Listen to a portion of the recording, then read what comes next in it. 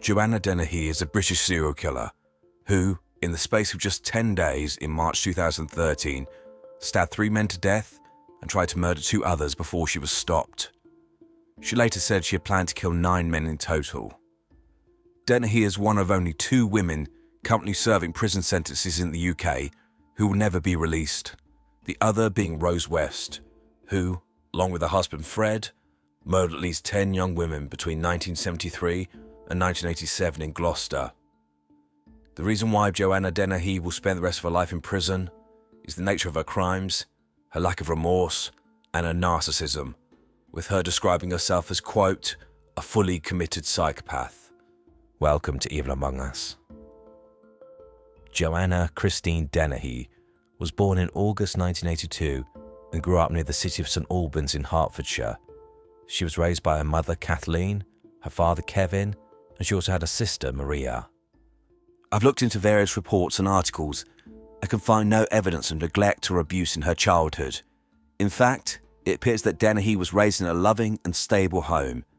She did well at primary school and seemed to have a promising future, and she showed interest in becoming a lawyer. However, all that changed when Dennehy became a teenager and she began to rebel, and this included drinking alcohol and taking drugs in the company of criminals. Despite attempts by her parents to boundary her behaviour, Dennehy would run away from home, and she did this on at least 8 occasions between the ages of 15 and 16 years old. She would spend her time drinking and taking drugs with her negative peers and engaging in sexual activity with adult men and women. At around the age of 16, Dennehy met 21-year-old John Treanor whilst he was out walking his dog, and the pair began a volatile on-off relationship which lasted for the next 12 years. The pair had 2 daughters, including Cheyenne, who was born in 1999 when Dennehy was aged 17. Cheyenne later described happy memories of her mother initially, before her life descended into chaos, with her stating during an interview in 2019 that she recalled, quote, "My mum would love to read. She was always on the sofa reading a book, and she would go out on long walks. She loved Mr. Darcy. She read Pride and Prejudice. She would talk to me about it all the time. She'd do papier-mâché art with me and my friends." However, Cheyenne was also witness to the change in her mother, as she became an alcoholic and addicted to drugs, with her recounting, quote, "She'd gone out drinking. In the middle of the night, she sent a man to beat up my dad. It was terrifying. I was about 5, and I'd woken up, and I heard this shouting. There was this man outside shouting at my dad.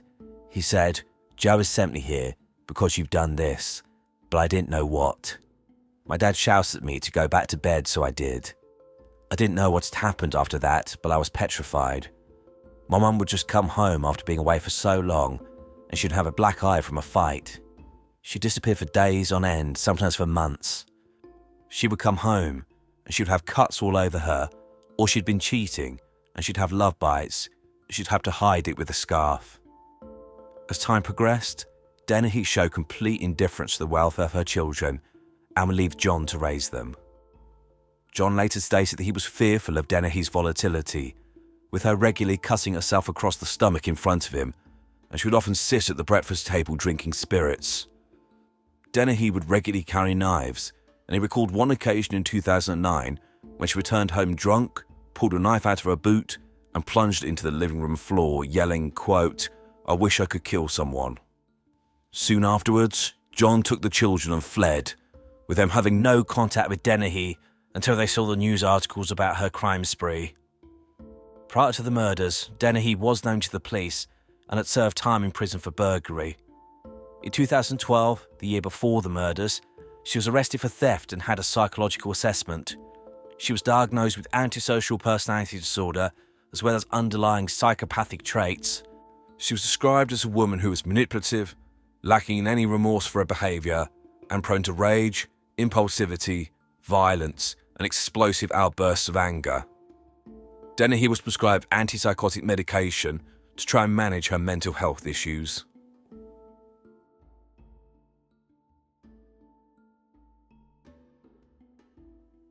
Before getting to the murders themselves, it's necessary to look at Dennehy's accomplices and her apparent allure to men in her life. 3 men eventually appeared at the dock with Dennehy, when she was eventually sentenced, but I wish to focus on the main two. Firstly, Gary Stretch, formerly Gary Richards, a hulking 7'3" man who was apparently besotted with Dennehy and, as will be returned to later, even whilst awaiting his fate, still professed his undying love and devotion to her. He was a man with below-average intelligence and a long criminal record of offences motivated by money, including burglaries and robberies, and he seemed to be a man without any real purpose in life, who, at the age of 47, was living in dilapidated accommodation and had little real stake in society. The other man, 37-year-old Leslie Layton, didn't have a long criminal record, but was similarly rudderless in life and was enamoured with Dennehy. At the eventual court case, it was pointed out that both men were two of many individuals who Dennehy had under her spell. It's not explicitly stated why this was the case, but it appears that Dennehy would target disenfranchised and often vulnerable individuals who existed on the fringes of society.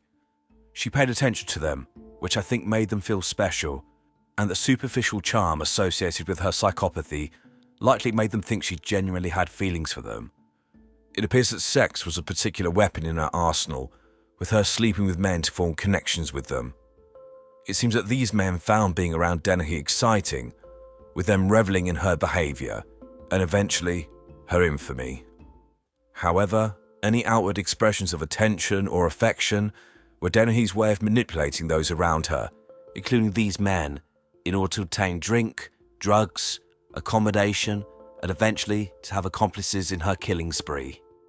In January 2013, Dennehy, by this point aged 30, met 48-year-old Kevin Lee in the town of Peterborough in the county of Cambridgeshire.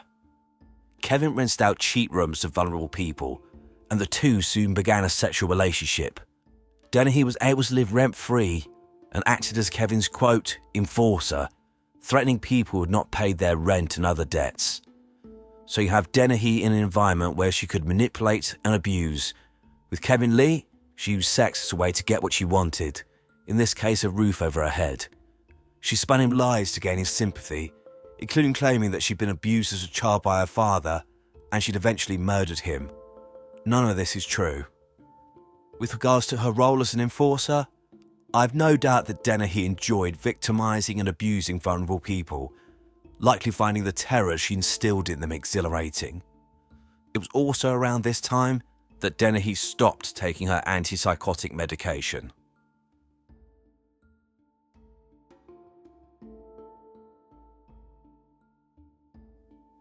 Joanna Dennehy's first victim was Lukasz Slabozewski, a 31-year-old Polish national who had issues with drink and drugs and who lived close to Dennehy. How and where the two met is unclear, but it's believed that Dennehy only knew Lukasz for a matter of days before murdering him. However, even during this short time, he was clearly smitten, as he had texted a friend of his about his, quote, English girlfriend. On or around the 19th of March 2013, it's believed that Lukasz was lured to Dennehy's property with the promise of sex, and when he stepped in, was attacked. He was killed with a single stab wound to the heart. Dennehy then, treating this man's remains as garbage, put his body in a wheelie bin whilst figuring out what to do with him. However, Dennehy could not contain her excitement and glee about what she'd done, so Dennehy invited a 14-year-old girl she knew to the property, specifically to show her Lukasz's body in the wheelie bin. Dennehy then borrowed money from Kevin Lee and purchased a Vauxhall Astra and travelled by taxi with Gary Stretch to collect it. This was around the 21st of March 2013. The pair then drove around Peterborough with Lukasz's body in the boot and eventually dumped it off Thorney Dyke, a rural road which was near to where Stretch had lived some years before. The second victim was John Chapman, a 56-year-old vulnerable man who was a housemate of Dennehy's. Chapman was a man who'd served his country in the Royal Navy, but his life had deteriorated due to his issues with alcohol and he'd fallen on hard times. However, he was described as a, quote, kindly, harmless and inoffensive man, and Joanna Dennehy took full advantage of this. In the days before his murder, Dennehy, Gary Stretch and Leslie Layton were drinking his property. However, it seems there was an issue with John's tenancy, and he'd been served with an eviction notice, and it was Dennehy's job to get him out. She bragged to others she would do this by any means possible. John Chapman is believed to have been murdered in the early hours of the 29th of March 2013, whilst asleep in his living room. His blood alcohol level was 5 times the legal limit, so he was likely almost unconscious. Dennehy then attacked John and stabbed him once in the neck, severing his carotid artery, and 5 times in the chest, with 2 of these stab wounds passing through his heart. All of the wounds were delivered with considerable force. There were no defensive injuries on John's body, indicating that he likely died almost instantly, and thankfully had little idea what was going on.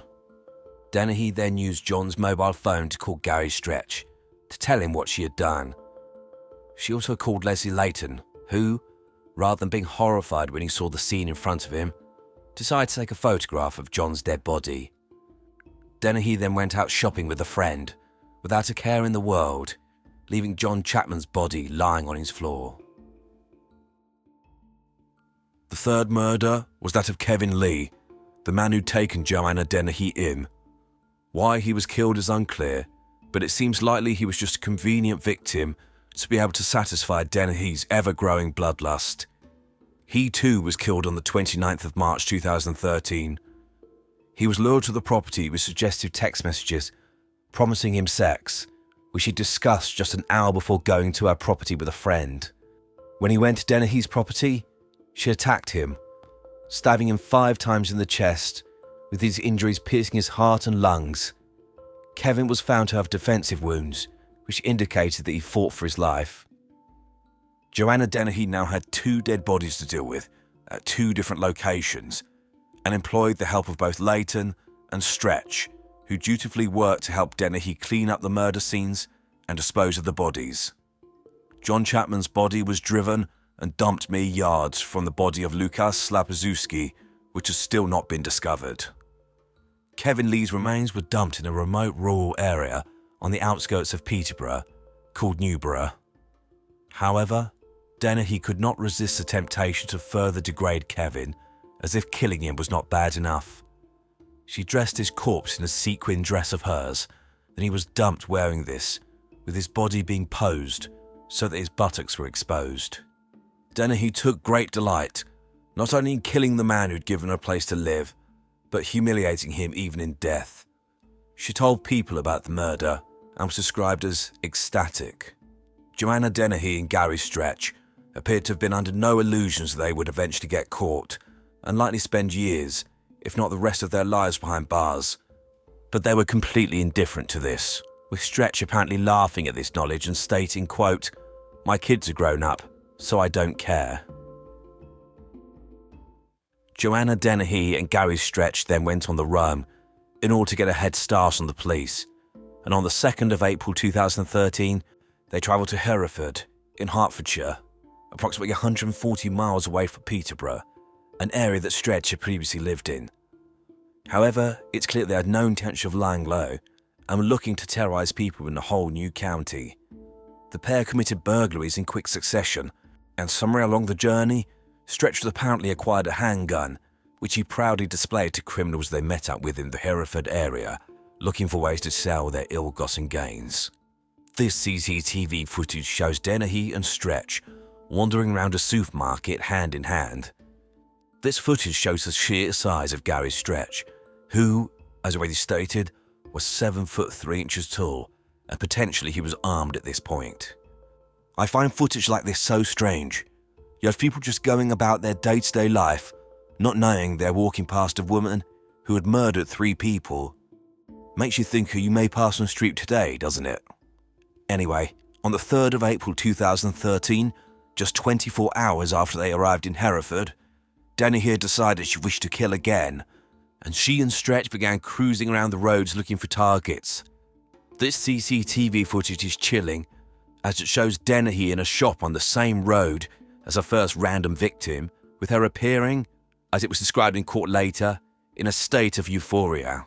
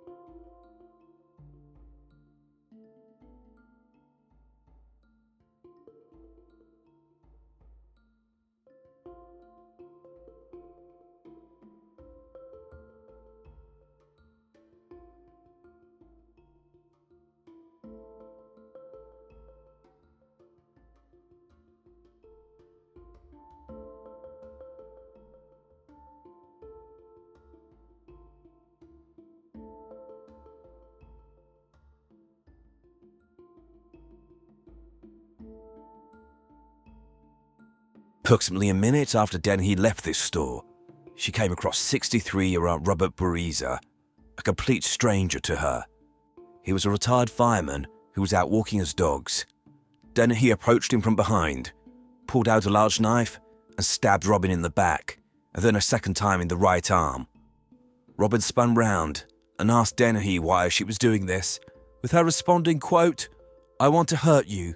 I'm going to fucking kill you." Dennehy tried to continue to attack Robin, but he fought back, and eventually she stopped the attack and climbed back into the car with Stretch, and the pair drove away. Dennehy was apparently unsatisfied with this attack and demanded that Stretch find her another victim. Using his local knowledge, Stretch parked the car near a pathway frequented by dog walkers, and they soon saw 56-year-old John Rogers walking his dog. This second attack was less than 30 minutes after the first incident, and Dennehy was determined that this man would die. Again, she approached John from behind and began to stab him repeatedly in the back. When he turned round, she repeatedly stabbed him in the stomach and chest area. When he fell, Dennehy continued to stab him repeatedly while he lay helpless on the floor. This was a frenzied and ferocious attack, during which time Dennehy stabbed John Rogers approximately 35 to 40 times. John received deep wounds to his chest, abdomen and back. Both lungs collapsed, his bowels were perforated and exposed out of his body, and he received wounds to his hands, which caused severe nerve damage. John was found by a member of the public who called the police and an ambulance, and he was rushed to hospital, and by some miracle, he survived. However, in a cruel footnote, John Rogers passed away in November 2014, just 18 months after the attack. The police did not pursue additional charges for Dennehy for his murder, which I find odd. Sometimes in the UK, if someone later dies from an attack, then the offender could be charged with murder even years later if their death was linked to the injuries from the initial assault. I'd be surprised if the attack that John suffered did not have something to do with his death. Perhaps the police couldn't make a definitive link. Regardless, in my mind, Joanna Dennehy killed 4, not 3 people.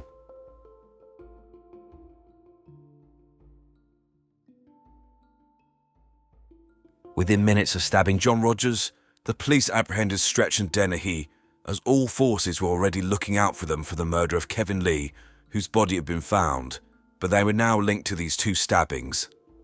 Dennehy was taken to a police station, and this chilling footage shows her apparent indifference to her fate while she flirted with police officers. Let's go. Nej, min smörn är ställa för frustrade. Brödsäcken på anidum för så så tisha I could take Joanne signature from beautiful buggy fox. Like that one more for Jensi Minor and Martin you better sleep conversation of attempted murder and I think this clip shows 2 things. Firstly, the complete lack of remorse or concern from Dennehy, with her acting like she's just been arrested for shoplifting, rather than the attempted murder of 2 people and the murder of 1 other, with her knowing they would soon link her to a further 2. Also, I think it shows Dennehy's arrogance, manipulation and narcissism, with her default way of acting in any environment being a way to look to manipulate those around her to get what she wants, and she believes that, in this environment, somehow her fluttering her eyelids will get her special treatment. Dennehy was described as, quote, calm and cooperative during her police interview, but she gave little information. However, regardless of this, there was sufficient evidence to charge her with 3 counts of murder and 2 counts of attempted murder. Gary Stretch and Leslie Latham were both charged with crimes related to assisting Joanna Dennehy in her offences.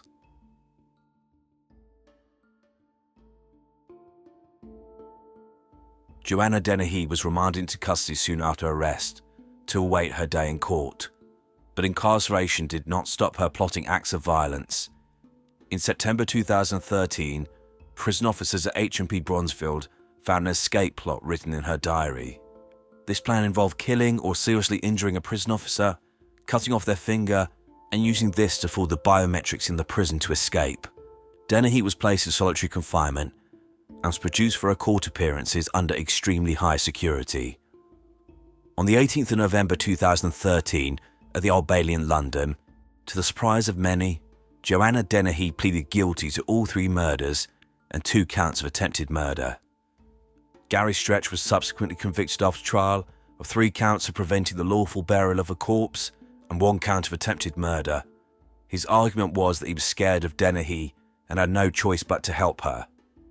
However, whilst awaiting the verdict in his trial, prison authorities intercepted letters between Stretch and Dennehy, which are frankly pathetic. In one of these he wrote, quote, "Right, stop blaming yourself for me being in this with you.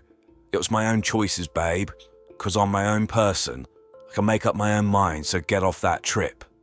In another message he admits, quote, "Mad choices have been my undoing. It's not your fault. You did tell me to leave, but I never."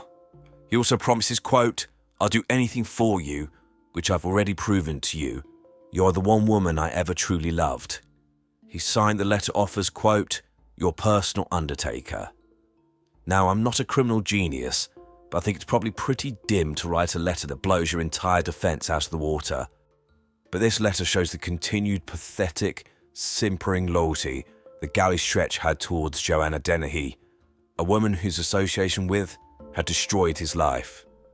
I wonder if, in the years since, Stretch has worked out just how meaningless he was to her, like everyone was in Dennehy's life, and he was just another mark, used to get what she wanted. Anyway, Leslie Layton was found guilty of 2 counts of preventing the lawful burial of a body and 1 count of perverting the course of justice. Before sentencing, Joanna Dennehy was assessed by a psychiatrist, to whom she disclosed she had killed to see how it felt and, quote, "to see if I was as cold as I thought I was. Then it got moreish, and I got a taste for it." Dennehy said that she had absolutely no remorse for the murders, but oddly stated that she regretted the attempted murders of the 2 men she targeted at random. Dennehy was revelling in discussing her offending, and her statements were not just confined to the conversations with the psychiatrist. She also wrote a letter directly to the judge, saying that she had no remorse, but again claimed that she regretted the other 2 offences, something the judge utterly rejected. As well as having antisocial personality disorder and traits of psychopathy, Dennehy was assessed as being sadomasochistic, i.e. deriving pleasure both from the giving and receiving of pain. She would apparently also frequently watch violent pornography. On the 28th of February 2014, Joanna Dennehy, Gary Stretch and Leslie Layton appeared at the Old Bailey for sentencing before Mr. Justice Spencer. Dennehy was seen smirking in the dock as the judge delivered his sentencing remarks. With regards to her, Justice Spencer rejected any implication that she felt any remorse for any of her crimes, and he described her as, quote, "a cruel, calculating, selfish and manipulative serial killer." With regards to Gary Stretch, Justice Spencer said that, as opposed to being scared of Dennehy, he was a willing participant and he revelled in her criminality and the media attention the offences would bring. With Leslie Layton, the judge dispelled any claim that he'd made about being afraid or coerced into any of the behaviour he'd been convicted of, with him pointing out that when he came across the body of John Chapman, he did not panic or raise the alarm. Instead, he took a photograph on his phone as some sort of morbid keepsake. He then sentenced them. For the murders of Lukas Slabozewski, John Chapman and Kevin Lee, Joanna Dennehy was sentenced to a whole life order, meaning that she will never be released from prison. Gary Stretch was sentenced to life imprisonment with a minimum tariff of 19 years before he can apply for parole. Leslie Layton was sentenced to 14 years imprisonment, of which he was to serve half in prison and the other half on licence in the community. Therefore, he was likely released from prison in around 2021. Gary Stretch, likely beginning to realise the enormity of his situation, appealed his sentence as too severe in November 2014. His appeal was promptly rejected.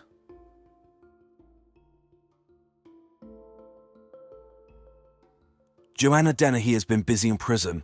In 2018, she was granted permission to marry her cellmate, Hayley Palmer, and the pair apparently tried to kill themselves in a suicide pact later that same year. Dennehy told Haley that she had no regrets about the crime she committed. In May 2021, it was again reported that Dennehy and Haley were planning to marry, with Haley by this point having been released from custody. Haley disclosed letters that she'd been written by Dennehy, in which she stated, quote, "To me, you'll never be anything other than real. The first person to creep under my skin. You have a fully committed psychopath." Dennehy has also apparently made threats to kill Rose West, but they're currently in separate prisons.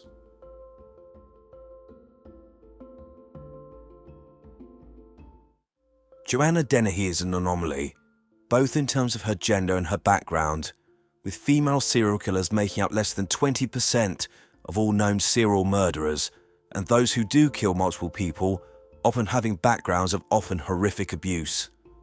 However, there is no evidence of abuse in Dennehy's background. She apparently grew up in a loving and happy household. However, I think in this case it's potentially things that happen outside the home, which is not disclosed, which are key to understanding the monster that Joanna Dennehy became. Specifically, it's recorded that Dennehy told people that she would not kill women or children, and she would only target men.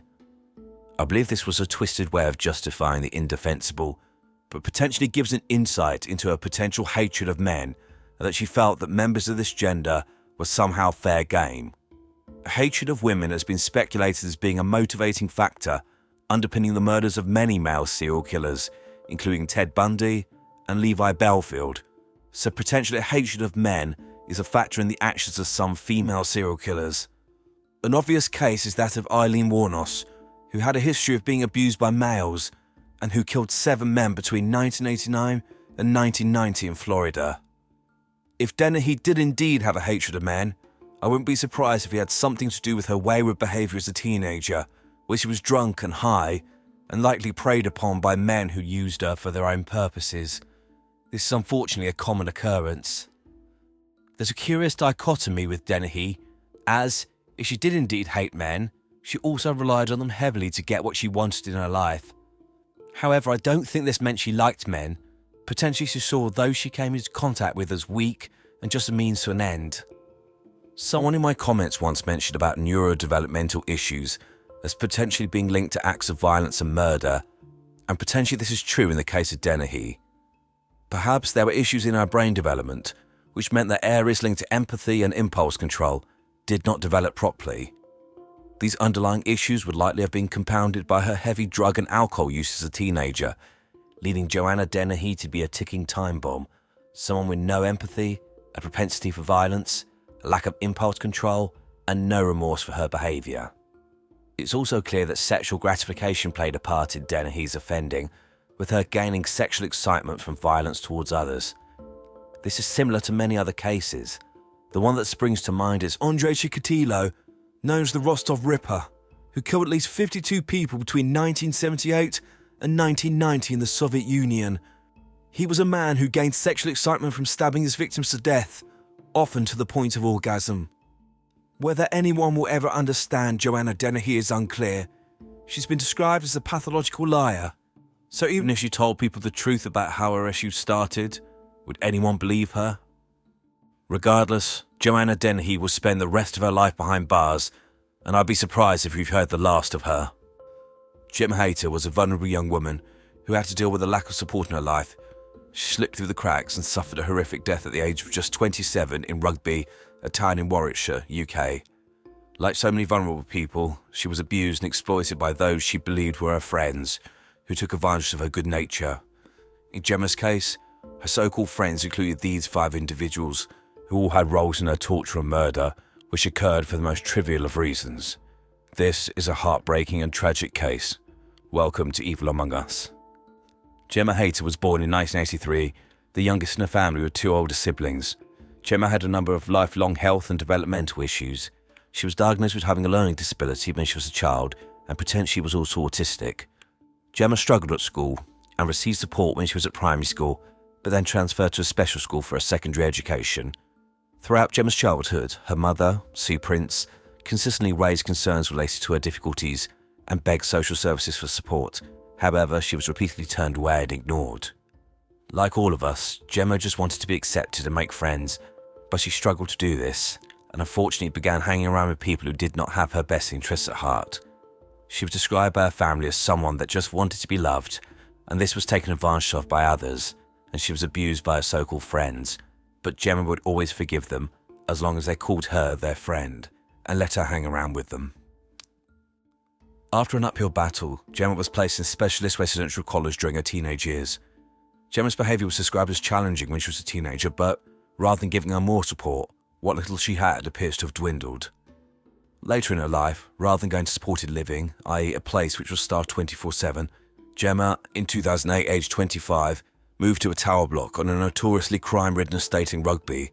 She had flown support, and it became clear almost immediately that she had no ability to cope on her own. There were repeated concerns raised by neighbours, the police and her family members about the squalid conditions in Gemma's flat, with it being noted that the smell from her property could be detected from some distance away.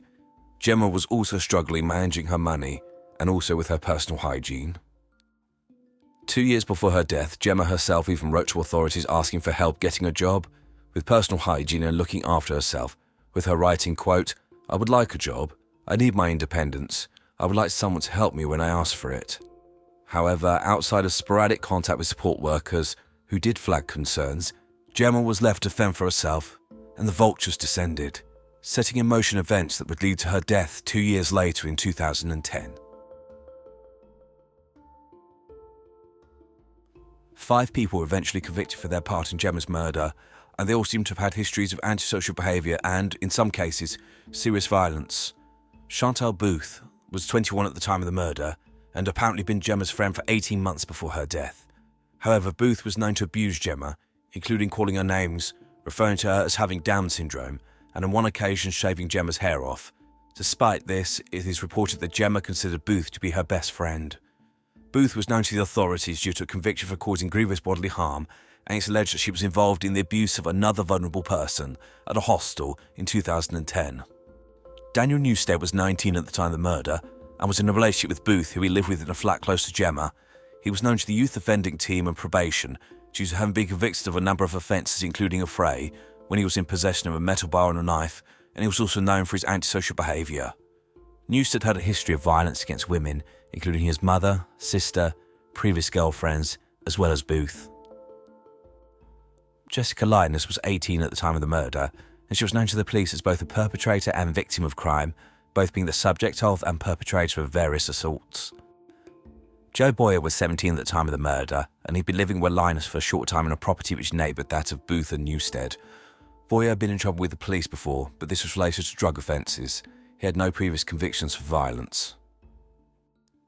Duncan Edwards was 19 at the time of the murder and had recently moved back to Rugby to live with his mother, close to the flats where the two couples lived. Edwards was also known to the police and had been convicted of 9 offences and investigated for 7 more, but I can't find much information about what these were regarding.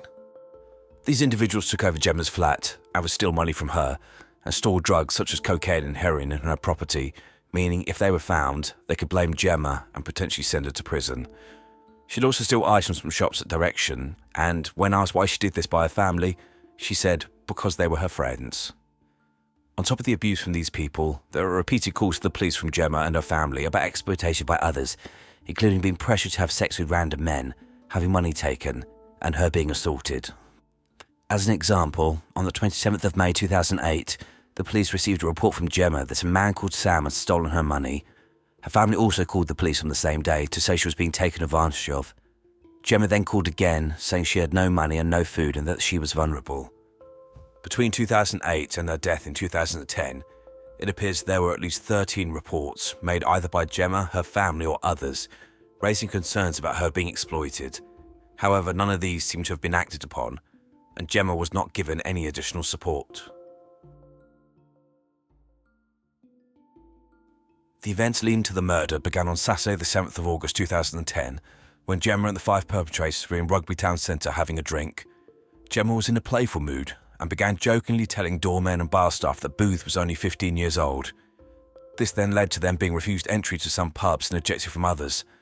As a result of this, the group turned their anger on Gemma, and she was assaulted. On Sunday the 8th of August, the day before the murder, Booth and Newstead invited Boyer, Linus and Edwards to the property. It appears they spent the afternoon drinking alcohol and smoking drugs, and at some point decided to lure Gemma to the property to attack her. Why is unclear, but it appears to be linked to the incident the night before, but also because Gemma apparently owed Booth money. Gemma was asked to come round and, due to wishing to spend time with her friends, dutifully arrived. Gemma then walked into a nightmare, and over the next 4 hours she was tortured and assaulted. This included her being headbutted, having her body thrown against a radiator, which broke her nose, being beaten with a mop. In addition, Edwards and Boyer urinated into a can of lager, which they forced Gemma to drink. She was locked in the toilet, and Gemma's phone was taken from her and flushed down another toilet so she could not call for help. At just past midnight, on the 9th of August, Gemma said she wanted to go home, and the 5 perpetrators said they would walk her. I think it's clear that, by this point, they all realised that Gemma could not be allowed to live and potentially report them to the police, so they walked in the complete opposite direction to Gemma's home. This heartbreaking CCTV footage shows her final walk. It's important to remember that Gemma had, by this point, been tortured for hours and was walking around with a broken nose.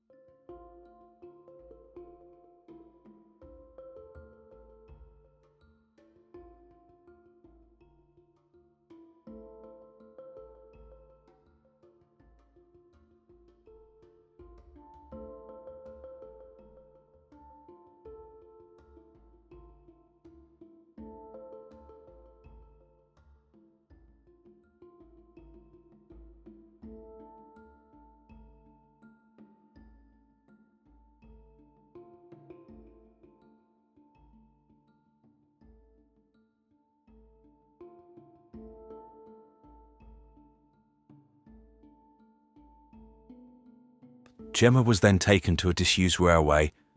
The group then put a bag over her head, stabbed her once in the back and stamped on her head, leaving the distinct outline of a footprint on her body.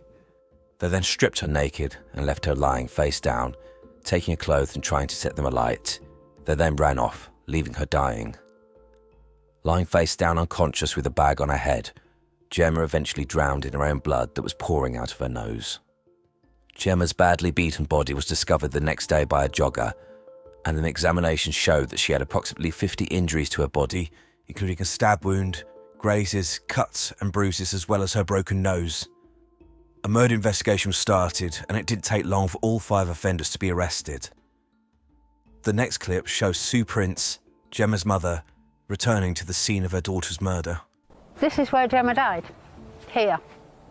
A horrible place to lose your life in the middle of the night, you know. It broke my heart. All I could think was, why would you do something like that? She had learning difficulties, she was very vulnerable. Even though they did that to her, I'm quite sure that if she survived it, she'd have forgiven them.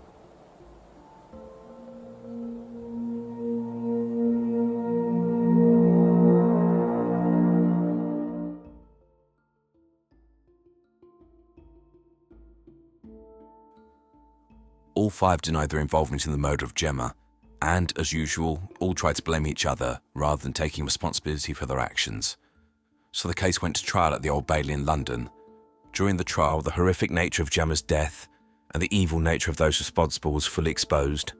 The jury convicted all 5 of offences linked to the death of Gemma. Before sentencing the 5 on the 12th of September 2011, Lady Justice Rafferty delivered her remarks. She described the murder as, quote, vile, and a, quote, chronicle of heartlessness. She also stated that Gemma was, quote, locked into a lavatory. She called out again and again for a mobile phone, which was put down another lavatory to protect you by ensuring she could not get help. I struggled to see how much lower you could have sunk. Justice Rafferty said that Gemma, quote, had to be taken out of the flat, cleaned up so that attention would not be drawn to her en route. She tagged along, battered, in pain, and unsuspecting, like a faithful, loving dog, as you walked her to her death. With regards to the bag that was placed on Gemma's head, Justice Rafferty said, quote, when she screamed, struggled and shed it, you replaced it. She choked to death in her own blood because of what, there and in the flat, you had done to her. One final indignity was to come. You stripped her naked and left her body where you had dragged it. Gemma Hayter died alone. Justice Rafferty singled out Booth, describing her as, quote, a nasty piece of work, as it was her who Gemma described as her best friend, despite Booth abusing her for a number of years. She then sentenced them. Chantal Booth was found guilty of murder and sentenced to life in prison with a minimum of 21 years before she could apply for parole. Daniel Newstead was found guilty of murder and sentenced to life with a minimum of 20 years before he could apply for parole. Joe Boyer was found guilty of murder and sentenced to life with a minimum of 16 years before he can apply for parole. Jessica Linus, found not guilty of murder but convicted of manslaughter. Manslaughter in the UK is when a person kills another but only intended to hurt them. She was sentenced to 13 years in prison. Duncan Edwards, again, found not guilty of murder but convicted of manslaughter, sentenced to 15 years in prison. In 2012, Boyer, Booth, Newstead and Linus all appealed their convictions, but all were denied. Most prisoners in the UK, unless on a life sentence and or considered dangerous, are released at the halfway point of their sentence and then are monitored by probation for the rest of their time. Therefore, it's likely that both Linus and Edwards have rejoined society. Whether they have reoffended is unknown. Boyer will be eligible for parole in approximately 3 years, whilst Booth and Newstead have almost another decade to serve before they can even think about being released.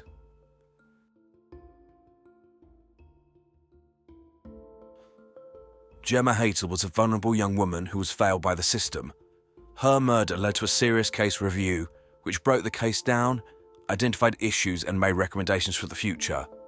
The final report identified a lack of working between various agencies involved in Gemma's case, with each having a piece of the puzzle, but no one was working together to give Gemma the protection and support she needed and deserved.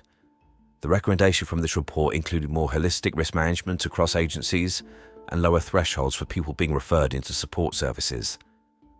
Whether these recommendations were implemented is unclear, but what is clear is that none of this changes the fact that Gemma lost her life in such a horrific and tragic fashion.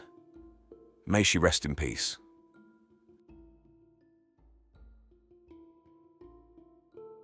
So, I've already spoken about group dynamics and offending in a previous video, so I wanted to focus on something else. Specifically, whilst a serious case review made recommendations for professionals on how they should protect vulnerable people, this would not be necessary if people did not victimise these individuals. Unfortunately, there will always be people who prey on the weak and the vulnerable. However, we as a society unfortunately feed into the victimisation of people with learning difficulties and disabilities in lesser ways. For example, staring at someone who has an obvious disability or laughing and mocking them, even briefly. Whilst we may walk away and think nothing of it, the person involved may be struggling to feel accepted, and something simple like this could shatter their confidence. I'm not talking to you as someone who has never acted this way. When I was a child, I know I did this on at least one occasion that I can remember, and admitting this gives me a sick, guilty feeling in my stomach.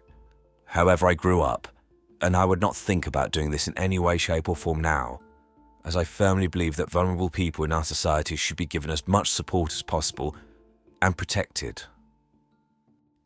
I think if we as a society could treat each other better, then there would be less misery and pain in the world.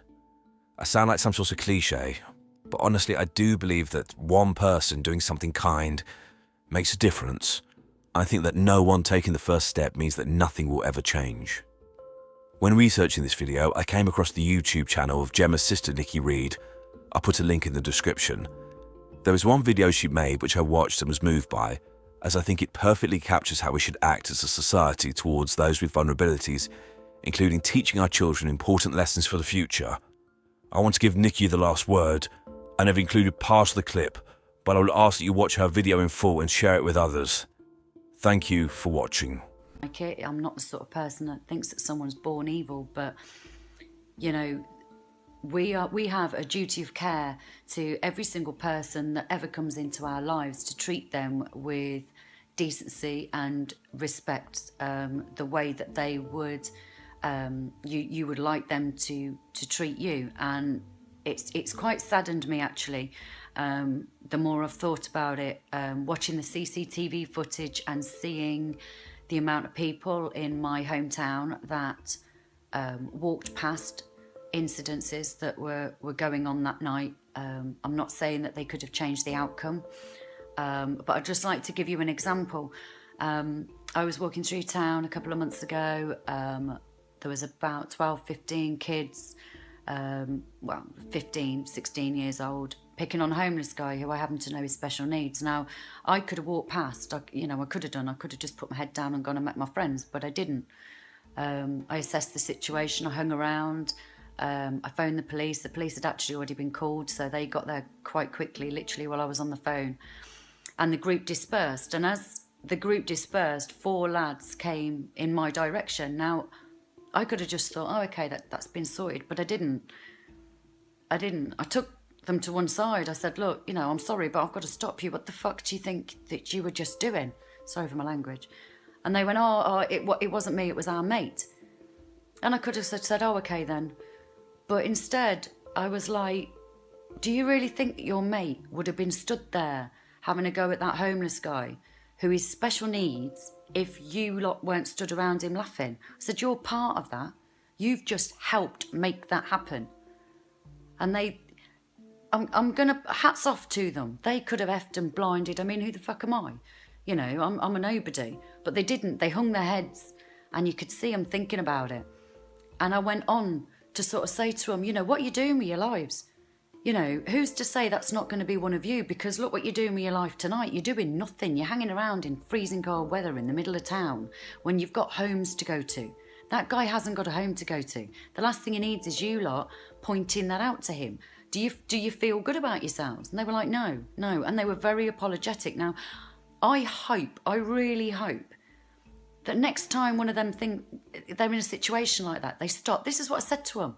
It would have just taken one of you to say to that little prick, you bang out of order, mate. Come on, leave him alone. And I really hope that my actions will make them think next time.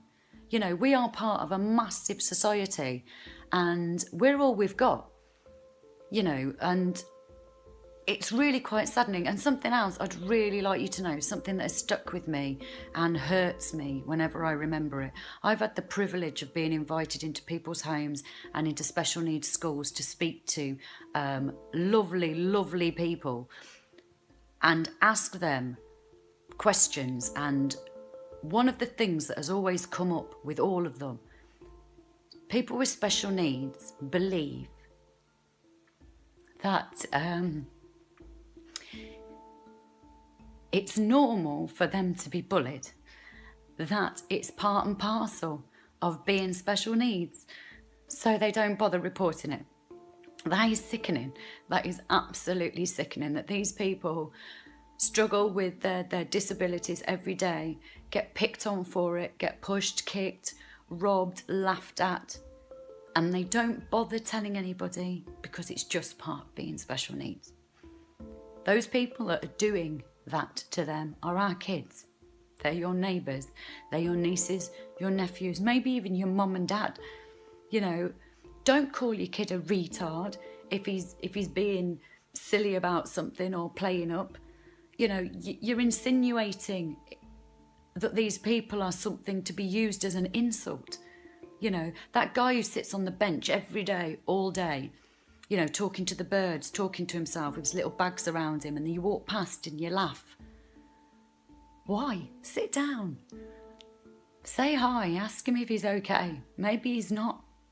Maybe he's special needs. Maybe he just needs a smile and to know that society hasn't given up on him. Anyway, I don't even know if I'll post this. It started out as a thank you, and I know it's ended up being a rant, but it's very close to my heart, and I want you to look at yourselves and ask what you do in situations and how you want your kids to grow up and how you would like your kids, God forbid, if they were born with any disability at all, how would you like society to treat them? And let's start changing the way this is going, because it's not going to change. Like I said, these people aren't beamed in from another planet. They're born here. We raise them as a community, as a society. We're all at fault. Do your best, guys. Bye.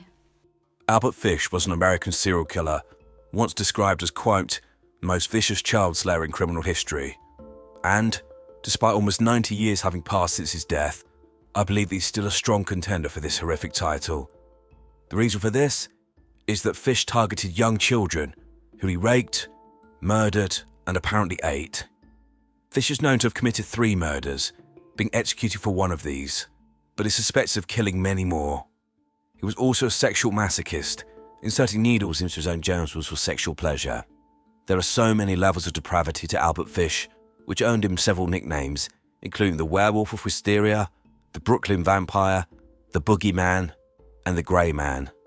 Welcome to Evil Among Us. Hamilton Howard Fish, who throughout his life wished to be known as Albert, was born on May the 19th, 1870, in Washington, D.C., to Randall and Ellen Fish. The dynamic in Fish's household was strange from the start, with his father being 75 years old at his birth, 43 years older than his mother, who was 32.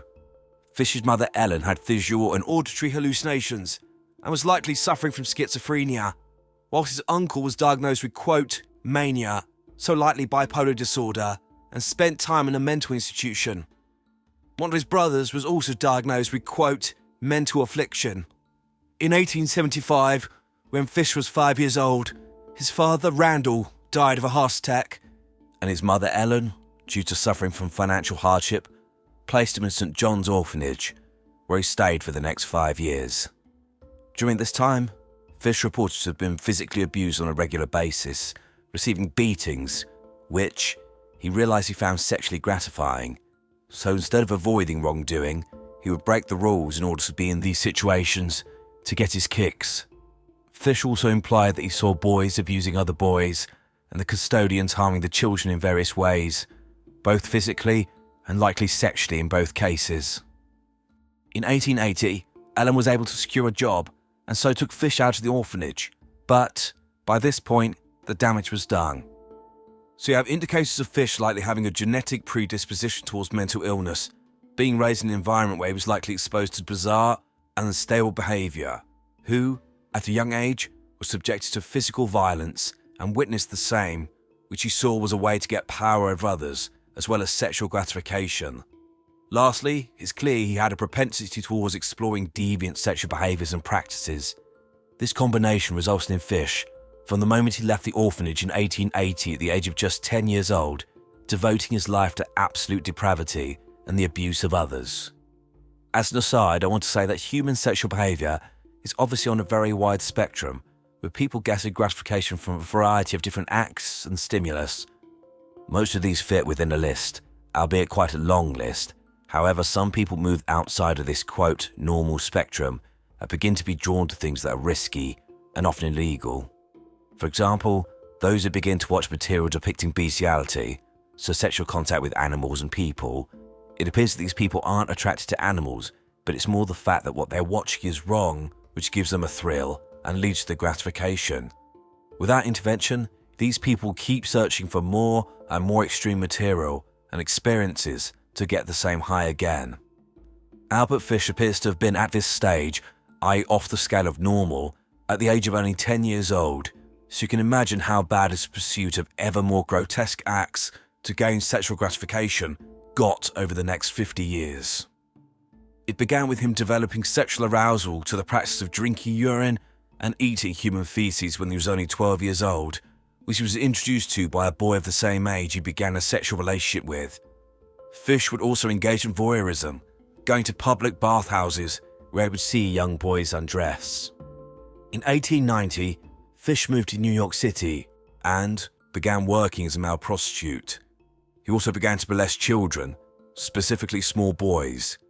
Fish quickly developed a specific typology of victim, with him targeting those who had learning disabilities or African American children, because he believed that these individuals would be less likely to tell the authorities and be less likely to be believed. Fish would lure them to his house, torture them for hours, often with a paddle covered in nails, rape them, and initially release the children alive. In 1898, Albert Fish married a woman called Anna Mary Hoffman. This was an arranged marriage, and I have no doubt set up to try and offset the rumours that would inevitably have been swirling around about his lifestyle. However, this marriage ended in 1917 when Anna ran off with another man, leaving Fish alone with their 6 children. During the marriage, and after Anna had left, he got his children to beat him on the bottom with a paddle covered in nails, which he used on other children, until he bled. He'd also taken to inserting needles into his body, specifically in his groin area. As another form of masochism, Fish would put wool doused in lighter fluid into his anus, which he would then light. Also around this time, Fish showed signs of mental illness, specifically schizophrenia, including believing that he was communicating with John the Apostle. On another occasion, one of Fish's sons describes an incident in 1922 when his father climbed the hills of Westchester, threw up his hands to the sky, and began screaming, quote, "I am Christ." Growing up in this household must have been absolutely hellish. In the early stages of the marriage, Fish did come to the attention of the authorities when, in 1902, aged 32, he was arrested, convicted, and incarcerated for larceny, being sent to Sing Sing prison, where he would be executed years later. However, as the marriage progressed, Fish's external activities were becoming more serious. Specifically, Fish later claimed that, in 1910, aged 40, he met a 19-year-old intellectually disabled man called Thomas Keeden whilst working in Wilmington in Delaware, and the pair began a sadomasochistic relationship. At some point, Fish lured Thomas into a farmhouse and claimed that he tortured him for 2 weeks, culminating in him cutting his penis in half. Fish later stated with regards to this act, quote, "I shall never forget his screams or the look he gave me." Fish claimed he intended to kill Thomas, but decided against it, so dressed the wound, gave him $10, and then, quote, "took the first train I could get home, never heard what became of him or tried to find out." In addition, Fish claimed that in 1919 he stabbed a mentally disabled child in Georgetown, Washington, D.C. On July the 11th, 1924, Fish found 8-year-old Beatrix Keel playing alone on her parents' Staten Island farm. He offered her money to come and help him look for rhubarb in the neighbouring fields. She was about to leave the farm with him when her mother came out and chased Fish away. Albert Fish also claimed to have tried to lure a neighbourhood child called Cyril Quinn and his friend into his apartment on the pretext of eating sandwiches. Apparently, when these children were wrestling on his bed, they dislodged the mattress, and upon finding a knife, small hacksaw, and meat cleaver, implements Fish called, quote, "implements of hell," they ran away. Eventually, Fish escalated to killing small children and mutilating their bodies.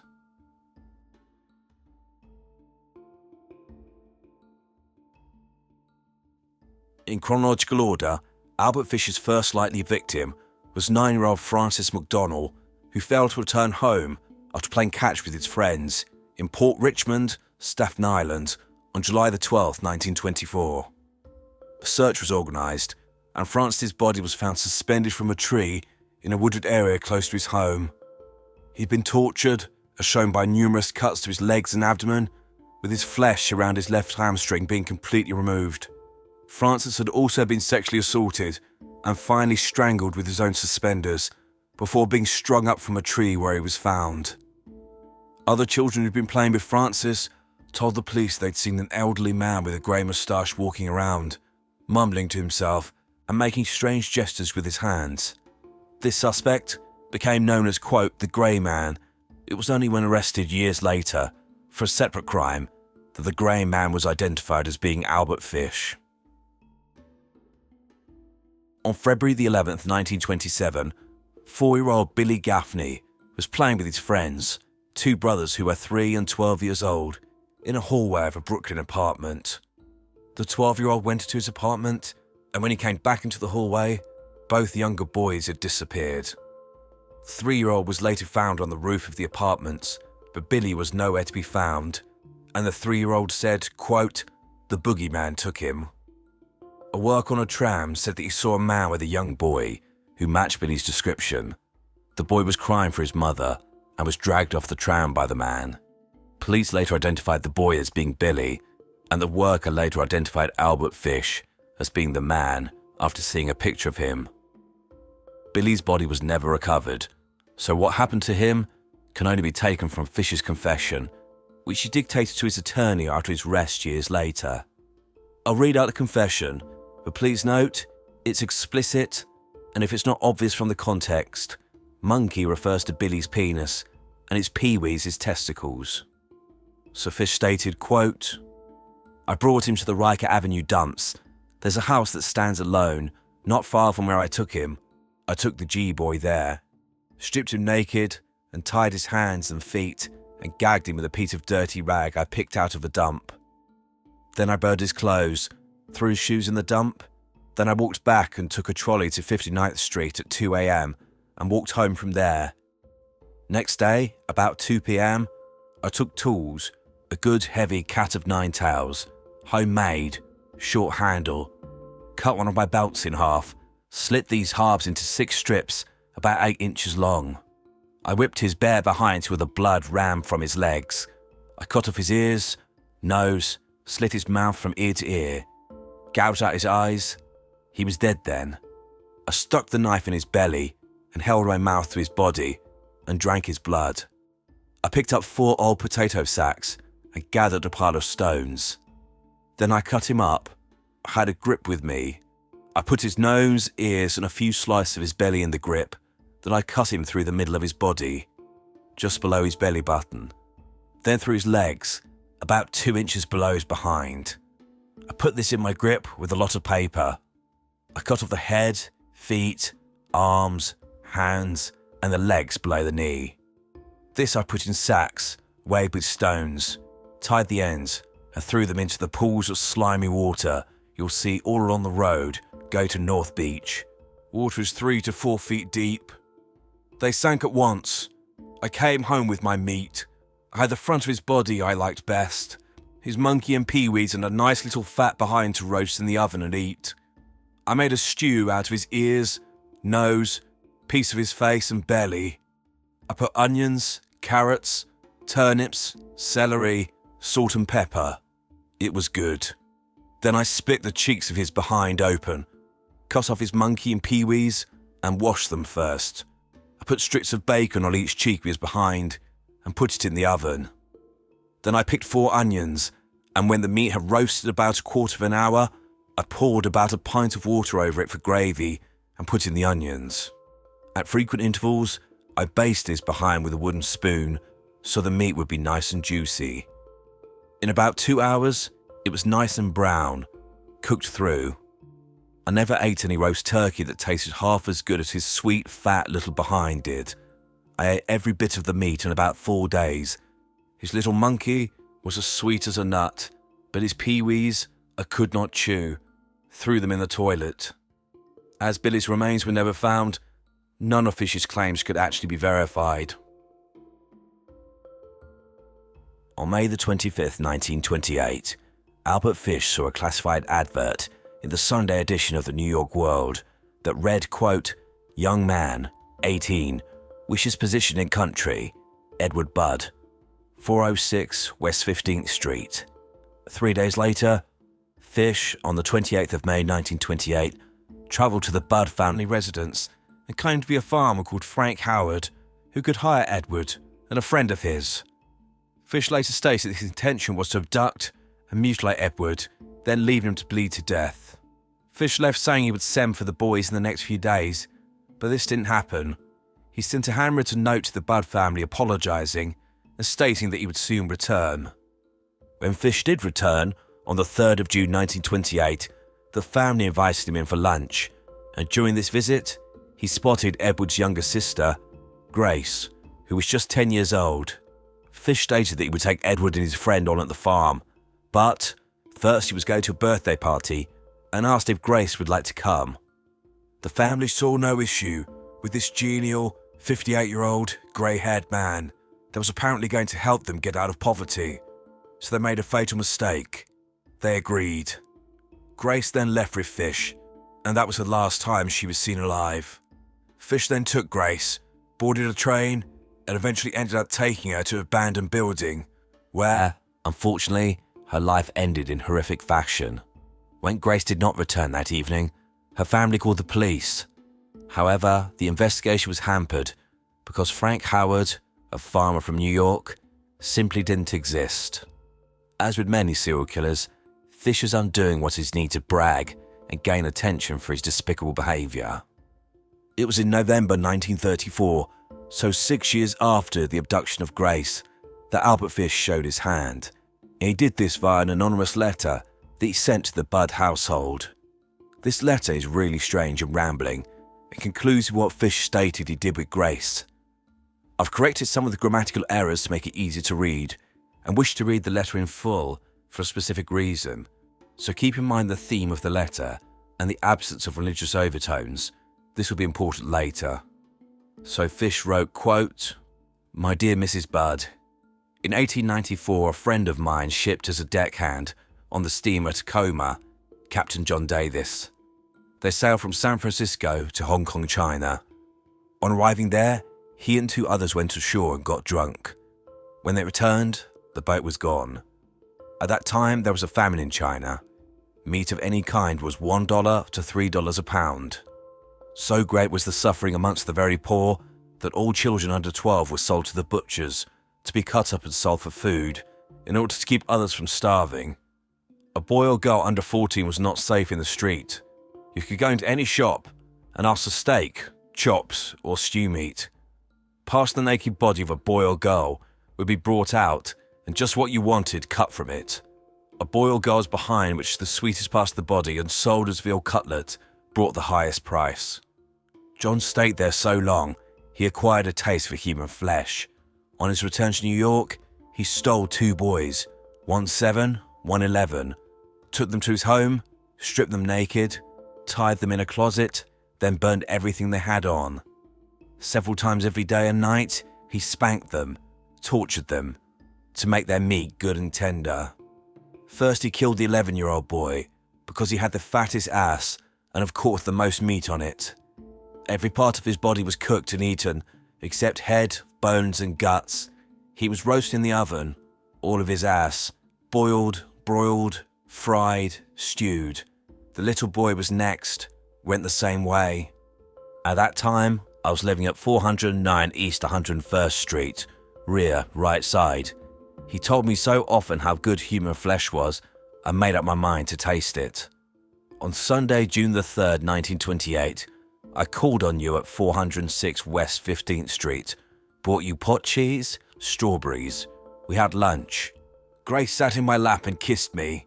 I made up my mind to eat her, on the pretense of taking her to a party. You said yes, she could go.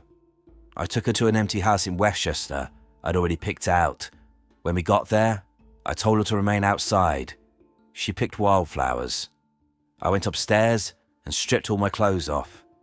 I knew if I did not, I would get blood on them. When all was ready, I went to the window and called her. Then I hid in a closet until she was in the room. When she saw me all naked, she began to cry and tried to run downstairs. I grabbed her and she said she would tell her mama. First I stripped her naked, how she did kick, bite and scratch. I choked her to death, then cut her in small pieces so I could take my meat to my rooms, cook and eat it. How sweet and tender her little ass was roasted in the oven. It took me 9 days to eat her entire body. I did not fuck her, though. I could have, had I wished. She died a virgin.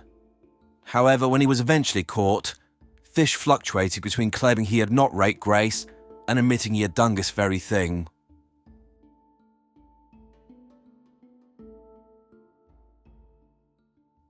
It was the note that Fish sent to the Budd family that led to his undoing. This letter had the logo of the New York Private Chauffeurs Benevolent Association emblazoned on it. The police went to the organisation and spoke to a janitor who it was determined had owned this stationery, but he stated he'd taken it to his former home, a room at 200 East 52nd Street, and he'd left it there when he moved out. This room had then been rented out to Albert Fish. Police went and waited outside the apartment door and waited for Fish to return.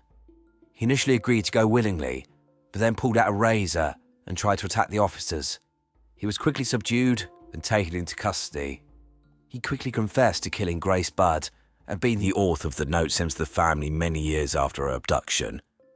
Fish directed the police back to the property where he'd murdered Grace, and, when looking in the grounds, they recovered her skull, but almost nothing else of her remains.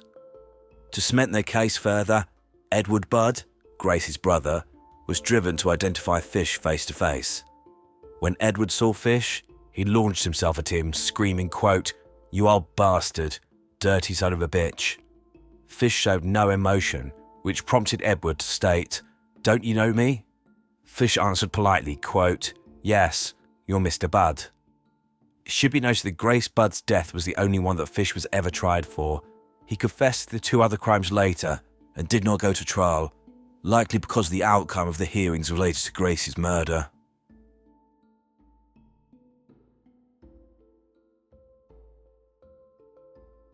Albert Fish's trial for Grace Budd's murder began on March the 11th, 1935, in White Plains, New York. Fish pleaded not guilty to murder by reason of insanity, claiming that he believed that God had told him to kill Grace. The utter depravity of Fish was laid bare at his trial, as psychiatrists inventoried his personality and identified a long list of sexual proclivities, which included, and it is a long list, sadism, so taking pleasure in other people's pain or humiliation, masochism, taking pleasure in one's own pain or humiliation, paedophilia, necrophilia, sexual arousal from acts involving urine, eating feces, whipping, sexual arousal from a sight of blood, female genital mutilation, cannibalism, arousal from penetrating the skin of himself and others with sharp objects, for example pins and knives, watching others engage in sexual or intimate acts, as well as exhibitionism. An example of the level of deviancy came when an X-ray was shown of Fish's pelvic area, which showed more than 24 needles he'd inserted into his genital area and his perineum, so the bit between the scrotum and the anus, over the years. One of the psychiatrists who assessed Fish stated he was, quote, "a psychiatric phenomenon due to the number of sexual abnormalities that he developed." Fish was assessed as having a, quote, "psychopathic personality without a psychosis."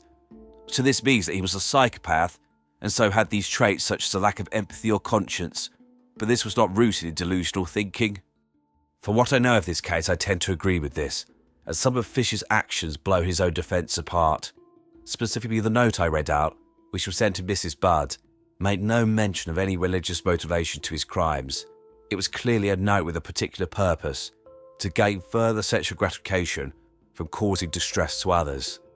It should be noted that Fish had done this throughout his life, sending obscene, sexually explicit letters to women who posted classified ads in the papers, with him outlining what he wanted to do to them and what he wanted them to do to him.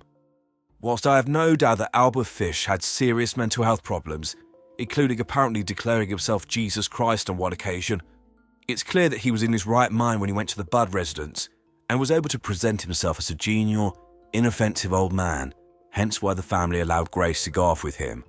There's no indication, at that point, that he was suffering from a psychotic episode, i.e. a break from reality. However, that is just my take. To counter, the defence tried to highlight Fish's apparent obsession with biblical text and teachings. None of the jurors doubted that Albert Fish was insane, but it appears, as disclosed by one juror later, they thought he should be executed anyway, given the level of his depravity. As a result, Albert Fish was found guilty of the murder of Grace Budd and sentenced to die in the electric chair, nicknamed, quote, Old Sparky. In March 1935, Albert Fish arrived at Sing Sing prison in New York to await his execution. He never showed any remorse for his crimes. At just after 11 p.m. on Thursday the 16th of January 1936, Albert Fish stepped into the death chamber at Sing Sing prison and was strapped to the electric chair. It's rumoured that he helped place the electrodes on his body. How true this is, I'm unsure. Fish's last words were apparently, quote, I don't even know why I'm here. It apparently took 2 jolts of electricity to kill Fish, which led to a rumour that the needles he put in his body had short-circuited the system. There's no evidence this is true. Regardless, the execution was ultimately successful, and Albert Fish died in approximately 3 minutes. His body was buried in the grounds of Sing Sing prison.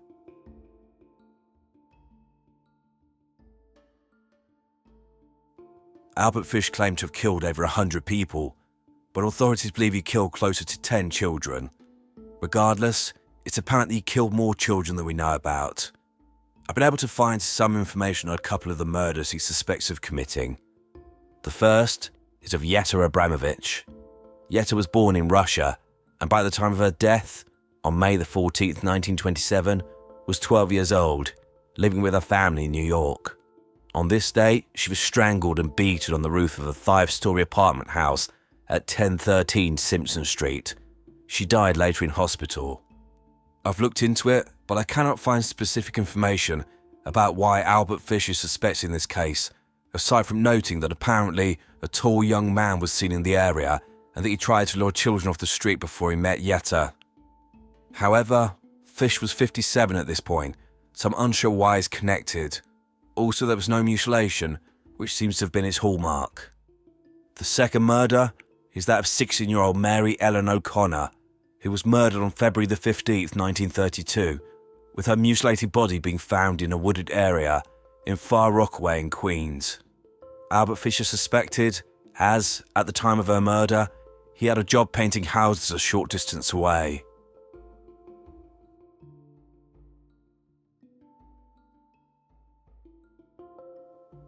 I think it's important to not get swept up in the lore that's created around various serial killers for one quite important reason. Most of them are pathological liars. This is sort of understandable to some extent, as in order to gain access to victims and get away with their crimes, they're often skilled manipulators and have a disturbing ability to deceive others. However, it muddles the waters when trying to get a handle on these people. With regards to Albert Fish, he appears to fit this mould, with him being described as a pathological liar in texts I've read, with him changing elements of his narrative as time progressed. He also claimed to have killed 100 people, which is considered unlikely, and was likely a claim to try and increase his level of notoriety. His case reminds me of that of Otis Sewell, who claimed that between the 1960s and 1980s, he killed 600 people, whilst his accomplice, Henry Lee Lucas, claimed to have killed a further 100 on top of that. They were no doubt killers who ended the lives of many, but many of their claims have been disproven. Also, it's clear that Fish got a sick kick out of causing others disgust, including writing sexually explicit messages to women who saw in the classified ads. Much of what we know about Fish's crimes came from his own confessions, with little evidence to back it up. So how much of it can we believe? In particular, I have some skepticism about his claim of being a cannibal. When you read the notes regarding his consumption of Grace Budd and Billy Gaffney, they seem extremely melodramatic, trying to make an already horrific situation even more salacious. For example, the preamble in his letter to Grace's mother about famine in China is completely unrelated to what he goes on to talk about. Also, parts of his letter were clearly determined to be nonsense. Yes, there have been famines in China, but not one where children under the age of 12 were sold to butchers, and you could walk into these establishments and they'd wheel out the dead body of a child and you could take pieces of meat from them. Instead, I read that some detectives felt that he was trying to set up a defense of insanity in order to escape the electric chair, which obviously didn't work. His case is also different to that of Issei Sagawa and Richard Chase, where horrific evidence was recovered to corroborate their cannibalistic crimes. It's clear that, as outlined in court, Fish had a sexual arousal to the concept of cannibalism, Whether he followed through with this is ultimately unclear. Potentially there's truth in his confessions, but this is buried under a lattice of lies, or perhaps these were just the ramblings of an unsound mind. We will never know. However, even discounting the cannibalistic element, it's clear that Albert Fish was an extremely dangerous and predatory paedophile whose whole life was devoted to utter depravity in order for him to get his sexual kicks. Regardless of what he did to these victims' bodies post-mortem, I have little doubt their final moments were horrific, with him using their bodies to live out his fantasies revolving around sex, torture and pain. Even with this profile, I would agree that he was one of the most vicious child slayers in history.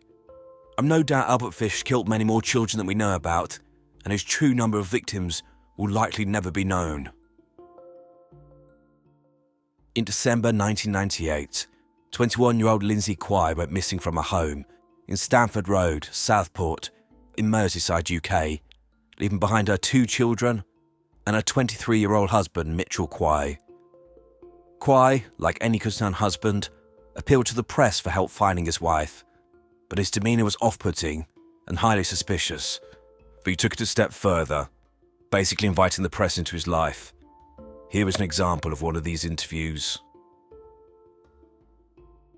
I haven't done anything to Lindsay. I'm not capable of doing something like that. Like I say, I'm not going to sit here and start saying yes and no to stupid things, stupid questions I've already answered 1,000 times.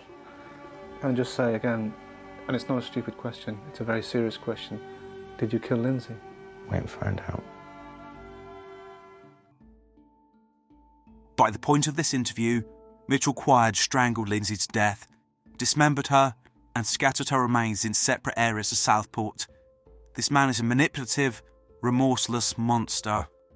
Welcome to Evil Among Us. Lindsay Quay, formerly Lindsay Wilson, was born in 1977.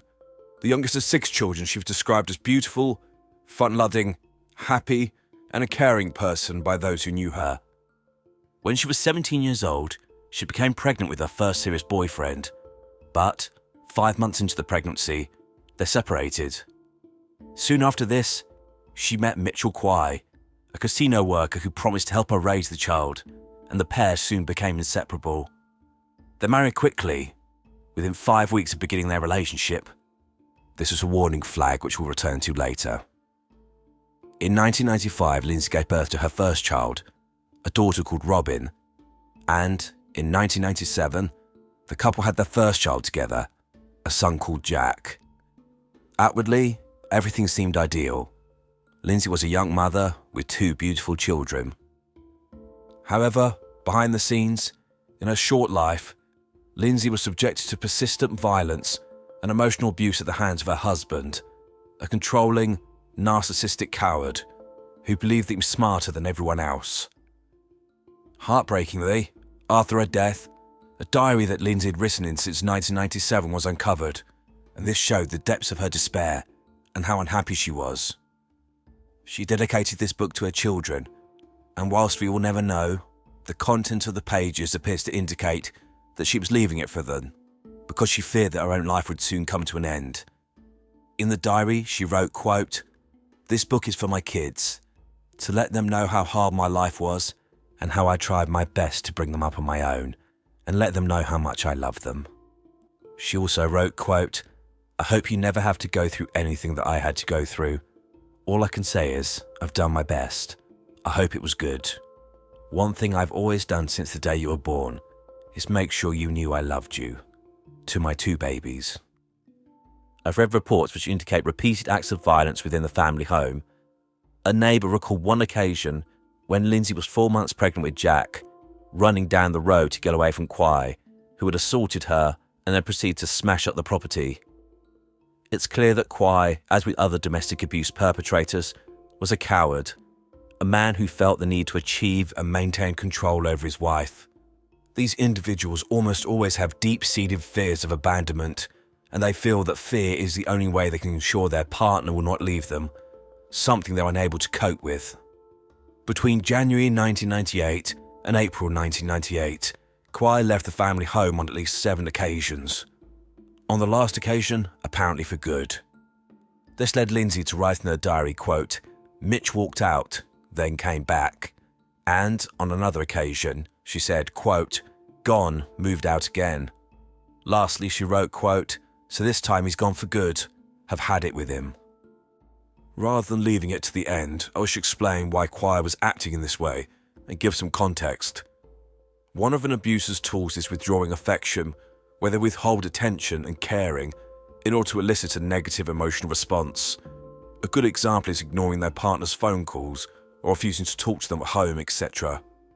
This is intended to make the victim feel worthless and agitated that, at any point, they could be abandoned, so they will often walk on eggshells, not wishing to displease their partner in case they leave them.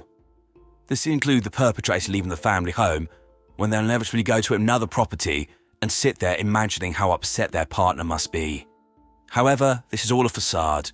These people are often emotionally dependent on the relationship and simply want the attention and the negative response. They want to see how devastated their victim is by their actions.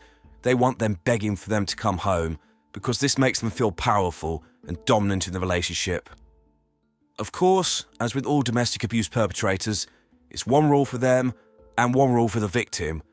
Of course, they feel they should be allowed to simply come and go from the relationship as they please, but if the victim tries to leave at any point, then God help them. Unfortunately, this was the case with Lindsay. In the summer of 1998, Lindsay was apparently free of Choir and found a new home for herself and the children in Stamford Road. She managed to obtain this with the help of Women's Aid, an organisation that helps victims of domestic abuse. Lindsay was so afraid of Choir and what he might do to her that she was given a public protection alarm which she could activate and the police would descend on the property. However, soon after moving into her new home, Choir started worming his way back in. Remember, this was never actually about leaving the relationship. He wanted her to see how important he was to her by withdrawing his affection. However, I think he saw that Lindsay was doing things on her own, moving on with her life, and he couldn't allow this, and he needed to be back in order to control her. Choir was living with his wife and the two children in December 1998. On December the 15th, 1998, Lindsay was seen alive for the last time. She then disappeared.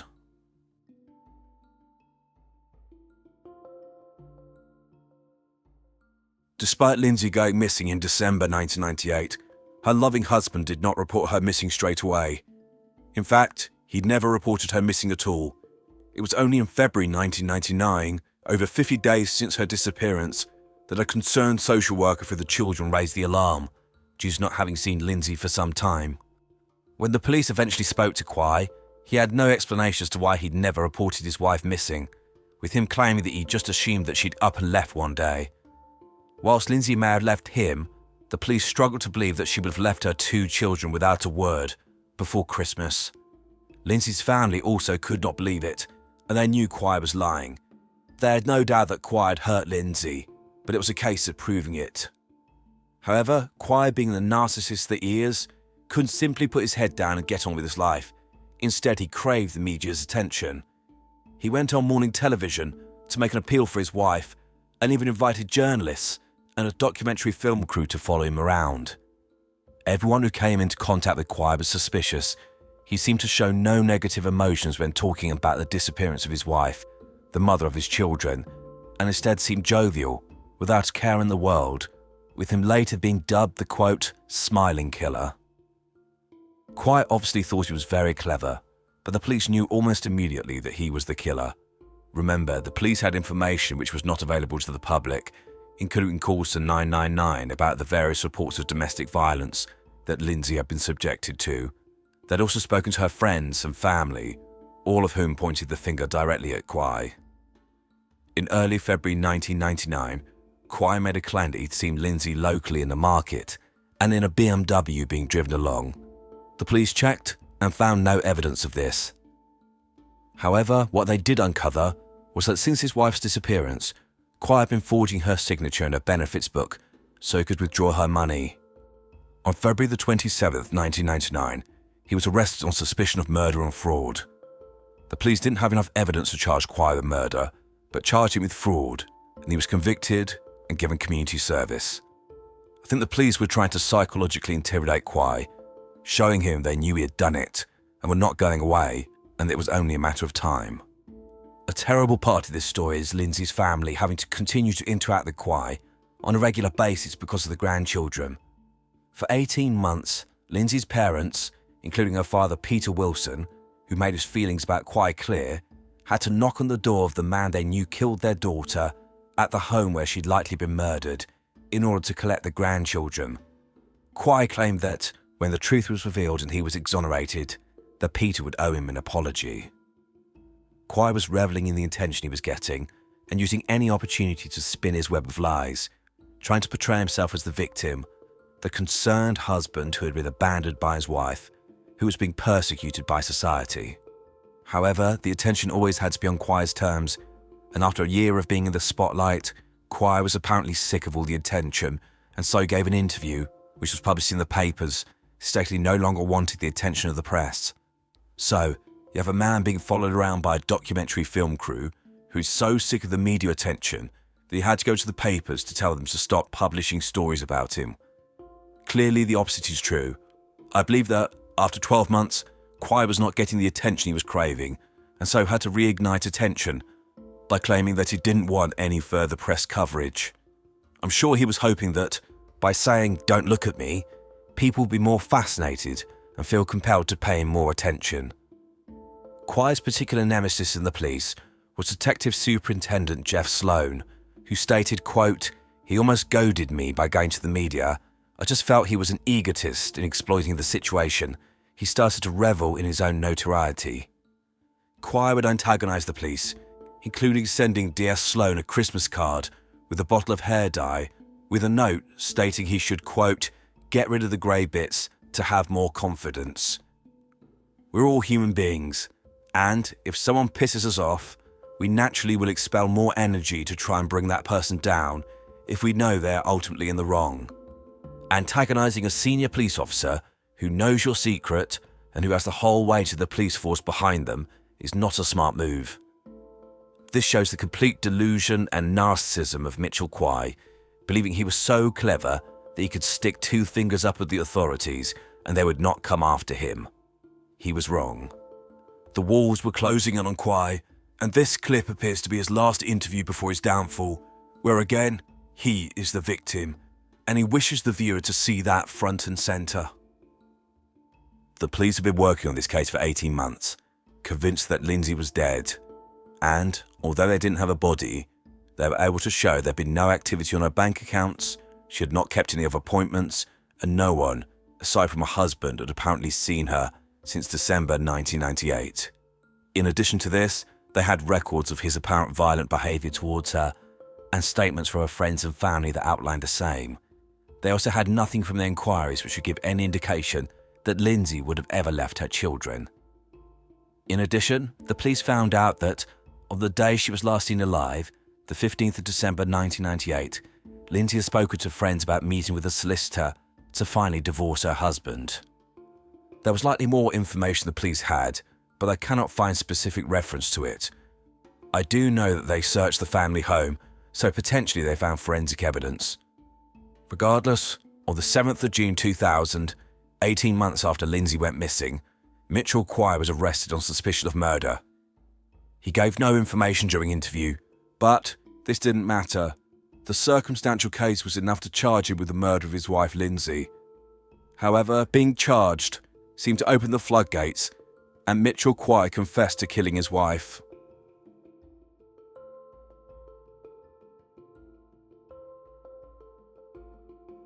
Based on his confession and evidence collected by the police, they were able to determine what had become of Lindsay Kwai. Specifically, it appears that in the early hours of December 16, 1998, Lindsay informed Kwai that she was leaving him. They had an argument, and Kwai grabbed Lindsay round the neck and strangled her to death on the living room floor. This was while both children were in the house, lightly asleep in their beds. Afterwards, Kwai placed Lindsay's body in their bedroom and closed the door, placing towels at the foot of the door to stop the smell of decomposition. How long Lindsay remained in the bedroom is unclear, but it's apparent that Kwai carried on as if everything was normal, taking the children to school, feeding them, and playing with them in the house where their mother was lying dead. However, Kwai knew that he needed to dispose of Lindsay and employed the help of his brother, Elliot Kwai, aged 22 years old at the time, and who was employed as a butcher. Within the bathroom, the Quai brothers cut up Lindsay's body, removing her arms and legs, as well as her head and hands. Her body parts were then deposited around various sites in Southport, with her torso being dumped near a roller coaster at Southport Pleasureland. Her arms and legs were found dumped in a bush near a railway line. Her head and hands were disposed of in a landfill, but unfortunately were never recovered by the police. On June the 9th, 2000, Quai agreed to show the police where Lindsay's remains had been deposited, as shown by this clip, which demonstrates his lack of remorse for his actions and a lack of concern for his wife and his continued need for attention. On the 16th of January 2001, Mitchell Quai appeared for sentence at Liverpool Crown Court before Justice Brian Leveson QC, having pled guilty to the murder of Lindsay Quai. This was clearly a calculated move by Quai, as he'd agreed to plead guilty to manslaughter, i.e. admitting that he killed Lindsay, but claiming that it was an accident. However, this was rejected. I've no doubt his guilty plea was to get some credit from the court for his sentencing.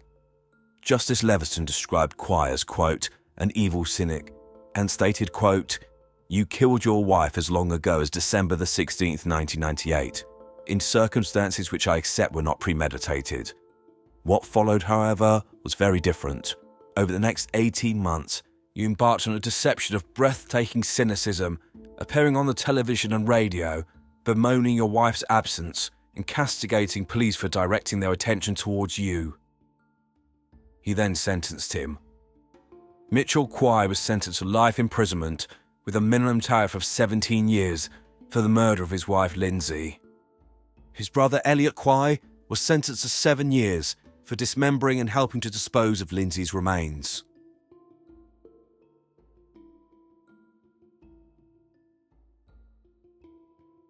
Mitchell Quai appeared to show no remorse for his behaviour whilst he was in prison and was still obsessed with himself.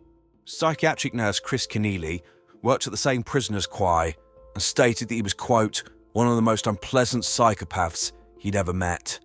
Chris stated that Quai would become excited when his image appeared on television and would ask staff whether they'd seen his various appearances.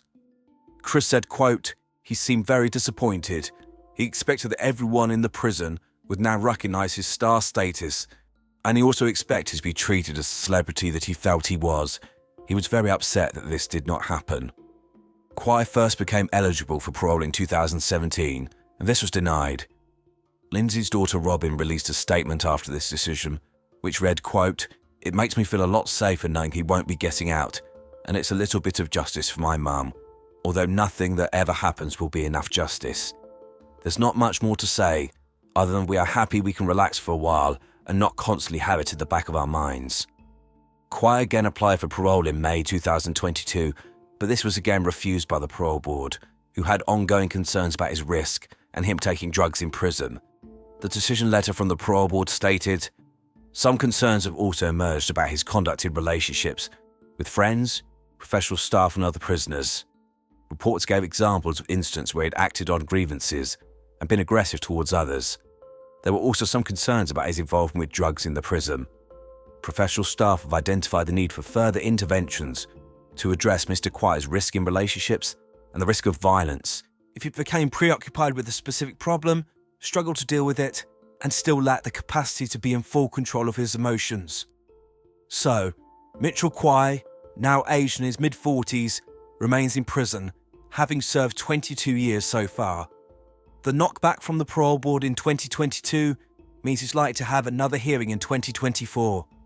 The outcome of this hearing will inevitably be publicised, but it seems that the parole board still have significant concerns about this man and its risk of violence, so he's likely years from release.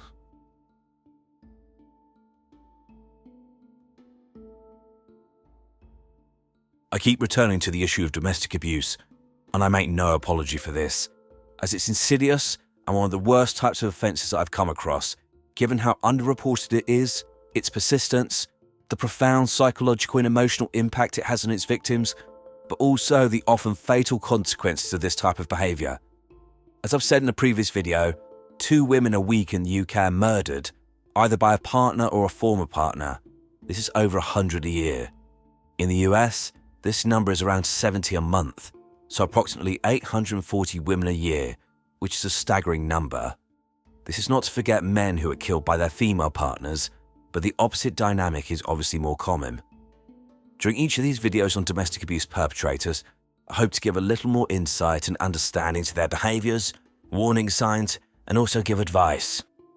With regards to the template I've spoken about before, domestic abuse perpetrators almost always have significant issues with abandonment and self-esteem, with them feeling that, because of how they perceive themselves, they will inevitably be abandoned, something they cannot cope with, and so they seek to control their partner to ensure that this does not happen. This includes physical and non-physical actions, which are used to gain and maintain control over their victim. A common exhibited behaviour is violence, with this being used to put the victim in fear if they defy the perpetrator's authority, demonstrating to them who is in charge, making them feel powerful. However, there are also emotional and psychological methods, and this includes, as already stated in the case of Mitchell Quay, withdrawing affection, which can include ignoring the victim, threatening to leave them, or actually leaving them. This is intended to cause the victim emotional distress by making them feel abandoned, and therefore, when this affection is given, it's usually with certain conditions, with the victim having to act in a certain way. This, though, is just a pantomime. The perpetrator relies on the relationship, and everything they do is to make sure they are not abandoned. There is an horrific hypocrisy in the behaviour of domestic abuse perpetrators. They feel they can act in any manner they want, but if their victim does anything they don't like, even something they themselves have done, they will be punished. In the case of Quay, even though he'd repeatedly left the family home and abandoned Lindsay and the children, when she dared to try and divorce him, he would not accept this, and I've no doubt he killed her as a way to exert ultimate control over her by taking her life, ensuring that she would not leave him and be with anyone else. Domestic abuse perpetrators tend to consider their victims as objects, which they can use any way they want. This is not to say they don't care about them on some level, but their needs and wants take priority. However, Mitchell Quay is not one of these people. He's clearly a man who saw Lindsay as nothing more than his possession, with him referring to her body as a, quote, carcass. In addition, his demeanour through all the interviews is not that of a grieving husband. He's smiling and joking. He has no empathy or concern for what he's done, including the fact that he's robbed 2 children of a mother. Mitchell Quay is clearly a predator. I think this was shown initially in the relationship with Lindsay, which brings us to our first learning point. Specifically, domestic abuse perpetrators will often form relationships with people who they believe are vulnerable in some way, and therefore more easy to manipulate and control. With Lindsay, she was very young, aged only 17, 5 months pregnant, and her partner had just broken up with her. I believe that Quay saw an opportunity and swooped in like a knight in shining armour, apparently saving Lindsay from having to go through raising a child on her own. They got married in 5 weeks, and this is a massive warning sign. Domestic abuse perpetrators will often progress relationships extremely quickly in order to make it more difficult for their victim to leave, and also to place themselves in a position where they can more easily control them. This can include moving in with a partner quickly, getting them pregnant quickly, as well as getting engaged or married soon after the relationship has started. All of these tactics, in the perpetrator's mind, strengthens the link between the pair, with them believing that if they're living together, or a man and wife, or have children together, their abuse is more likely to be tolerated, and their victim will not be able to extricate themselves quickly from the situation. Unfortunately, it is all too common for perpetrators to use these same things to maintain control and punish their victim if the relationship does come to an end, including using child contact to monitor their former partner and potentially turning the children against their mother. Mitchell Quay's complete lack of regard for anyone but himself is not only shown by the murder, but his behaviour afterwards. It's clear that he filled the deep, dark hole of insecurity inside of him by using the media to get himself attention. There was no concern about being caught, but instead it was about manipulating others to give him sympathy. Poor little Mitchell. Your wife has gone missing, but of course you are the real victim. The fact that this need for attention extended to him wanting the media to see him, whilst he was directing the police to his wife's remains, in my opinion, is indicative of his underlying psychopathy, with him having no conscience, no remorse. It's clear that Mitchell Quay wanted attention whatever way he could, whether this was as the innocent persecuted victim or the vicious cold-blooded killer. It was all the same to him. Perhaps this cold lack of any sort of conscience is what the parole board detected and which is stopping him from being released. However, regardless, the end of this video should not be about Mitchell Quay. It should be about the beautiful young woman whose life he cruelly snatched away, and the 2 children who had to grow up without their mother. It's also about Lindsay's family, who had to wait so long for justice for their daughter, and, given the condition of her body, were not able to say goodbye properly. In a heartbreaking postscript, Lindsay's brother, Peter Wilson, committed suicide soon after Quay's imprisonment in 2001. He was just 24 years old. The coroner's inquest showed that he'd taken his life because he struggled to come to terms with the death of his sister and was unable to process his grief. I hope both he and Lindsay are at peace and that the family, including her children, have been able to move on from the horror inflicted on them. On the 19th of September 2021, Derbyshire Police in the UK received the following horrific 999 call. Basically, I need the police and the ambulance and that because I've killed 4 people. Okay, just hold the line. Bear with me. This was no joke. The man making this call, Damien Bendel, had in fact killed 4 people, including his pregnant partner, her 2 children, and another child who was at the property for a sleepover. He also raped one of the children while they lay dying. This crime shocked the nation and led to a review which revealed serious failings in the management of this man's case by people who should have been protecting the public. Welcome to Evil Among Us. Damien Bendel was born on the 6th of January 1990 and raised in the town of Swindon in Wiltshire. I don't have much information about his upbringing, but it appears he grew up in a dysfunctional family surrounded by domestic abuse, drugs, and general criminality. Bendel would wear his family's reputation with pride, with him often boasting about how often his family members had been in jail. He was described by people in the local area as someone who thought he was a, quote, bad boy, and, quote, wannabe gangster, who was desperate to emulate his family members, who he idolised. He engaged in a campaign of antisocial behaviour in his local area, terrorising neighbours and shop owners, as well as committing petty crimes such as shoplifting. A massive red flag was the fact that Bendel was known in the area as someone who enjoyed torturing animals, and he would boast about killing kittens and dogs by beating them to death with bricks. Clearly, from a young age, Bendel was an individual who believed he could do and take whatever he wanted without consequence. An individual who enjoyed violence and inflicting pain on others, someone who was willing to violently kill living creatures. He was also a racist and would racially abuse and target Asian members of the community. He claimed to have been a high-ranking member of the Aryan Brotherhood, but, whilst he was undoubtedly a white supremacist, his affiliations to any right-wing organisation has never been proven.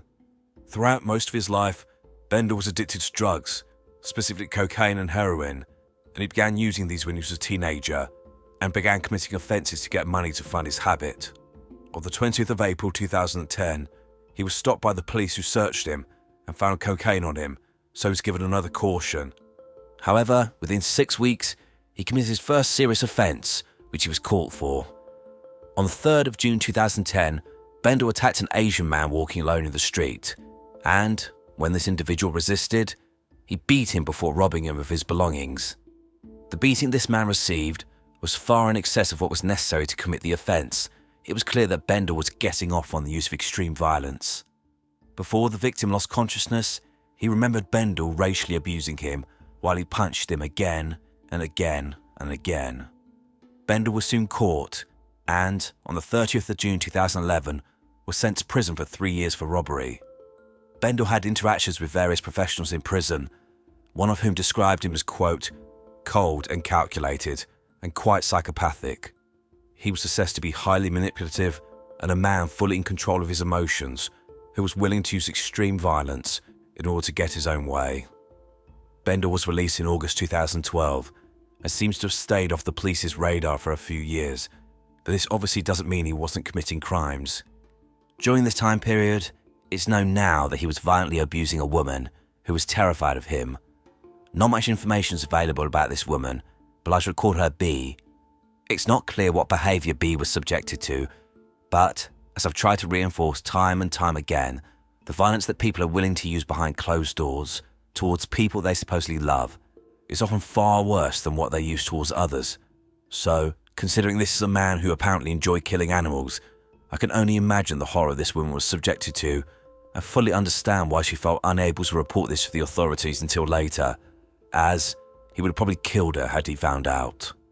Bendel could not stay out of trouble for long, and on the 7th of June 2015, he walked into a newsagent's in Swindon, run by Narendra Patel, who was 62 years old at the time.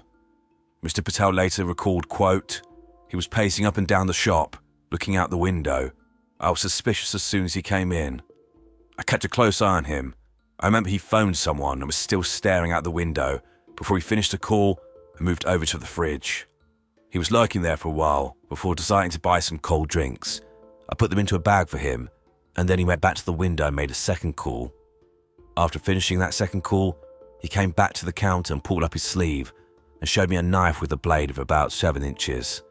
He said, 'Give me your money and cigarettes,' but I instinctively reached for the golf club I keep by the counter for protection. I grabbed it and tried to hit him over the head with it as he lunged towards me, but he ducked down just in time. I then ran around the counter and chased him out the shop like the coward he is. He ran off. He was far too quick for me. A manhunt was started, but, likely feeling the heat and knowing he would be caught, Bendel handed himself in to the police. On the 21st of August 2015, he was again sent to prison for 3 years, this time for attempted robbery and possession of a knife. Bendel's violent behaviour was escalated significantly, and in early 2016 he was refused to transfer to another prison. He then spent the next few months plotting his revenge, and on the 10th of May 2016, he attacked a prison officer, beating them so severely they were knocked unconscious, and subsequently had to have surgery for their injuries and months of rehabilitation to regain full mobility. 2 other officers were also assaulted when they stepped in to try and save their colleague. Whilst Bendel was in prison, B had reached out to the probation service to warn them how dangerous he was and that she'd been victimised by him. She was clearly terrified that he would come back after her. These concerns would have been heightened when on the 31st of October 2018, Bendel was released from prison on licence, but he only lasted a matter of weeks before being recalled to prison for drinking to excess and not complying with the terms of his release. He was sent back to prison on the 28th of November 2018 and remained there for the rest of his sentence before being eventually released on the 9th of August 2019. Soon after this release, concerns were reported about risks towards young girls. So on top of everything, being a violent thug, a bully, a racist, and a domestic abuse perpetrator, Damien Bendel was also a paedophile. In May 2020, Wiltshire police were receiving reports about him grooming a vulnerable 16-year-old girl who was in care, but also him trying to start sexual relationships with younger girls who were in the same position. No doubt Bendel saw these girls as easy prey, so he used them to get his sexual needs met, but also he likely believed he could easily control them. The police were so concerned that they assessed Bendel as posing a high risk of serious harm to children, i.e. they believed he was already or was about to offend against female children. This information was shared with the probation service, but, as will be highlighted later, ignored when it really mattered.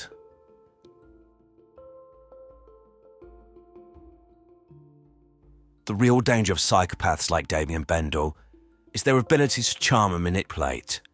Their ability to portray a superficial charm that draws others in. Whilst Bendel was a violent psychopathic criminal, when it came to women, he would initially present himself as a gentleman, drawing them into his web, and then he would show them the monster he really was. But by this point, it was too late. They were under his control, too terrified to leave. This is how he convinced 35-year-old Terry Harris to begin a relationship with him after the pair met on a dating website in March 2020. Terry had recently broken up with her partner of 14 years, Jason Bennett, who was the father of her 2 children, Lacey, aged 11, and John Paul, aged 13. Terry was smitten with Bendel, and within a few months, he'd moved to Sheffield in South Yorkshire to be with her. This move served two purposes. It meant that he could more easily control Terry by being close to her, but also he could avoid the police, as he was a wanted man. This was due to him setting fire to a car in Swindon on the 9th of May 2020, whilst drunk and high on cannabis. Whilst Terry was completely taken with Bendel, her friends and family were extremely concerned. Like when he was a child, Bendel had to be the big man and would brag about his criminal past and that he was on the run from the police. Bendel was a leech. He didn't work and instead spent what little money he had on alcohol and drugs. Terry paid for everything, and she was essentially living with 3 children. Terry's mother, Angie Smith, was sure that her daughter was being coercively controlled. She saw that Terry always seemed to be walking on eggshells around Bendel, possibly fearful that if she said the wrong thing he would kick off. He was also stopping her from seeing her mum and made her cut contact with her friends. Angie begged her daughter to leave Bendel, but she was in love with him, and the pair quickly began living together in a property in Killarmarsh, a village just outside Sheffield. Terry became pregnant early in the relationship and was ecstatic. However, Bendel twisted this happy occasion into fueling his paranoia that she'd been cheating on him with another man, and neighbours heard him interrogating her about this. As I've mentioned in many of my videos, sexual jealousy is an extremely worrying sign in their relationship and often shows the extremely paranoid and irrational behaviour of a perpetrator, with them being convinced their partner will cheat on them and leave them without any evidence, so they'll control them in order to make sure this doesn't happen. With a roof over his head and money in his pocket, Bendel could indulge his addictions to drink and drugs, and when he ran out of money, he would sell items in the house. Everything was about Bendel's needs and wants, and he expected others to cater to them while he sat around high and pissed, contributing nothing to the house or society, which was basically a template for his whole life. In May 2021, the police finally caught up with Bendel, and he was arrested for the arson in Wiltshire the year before and was taken to court. Unfortunately, it's at this point that the inexplicable mistakes were made, which likely contributed to the horror which occurred just a few months later.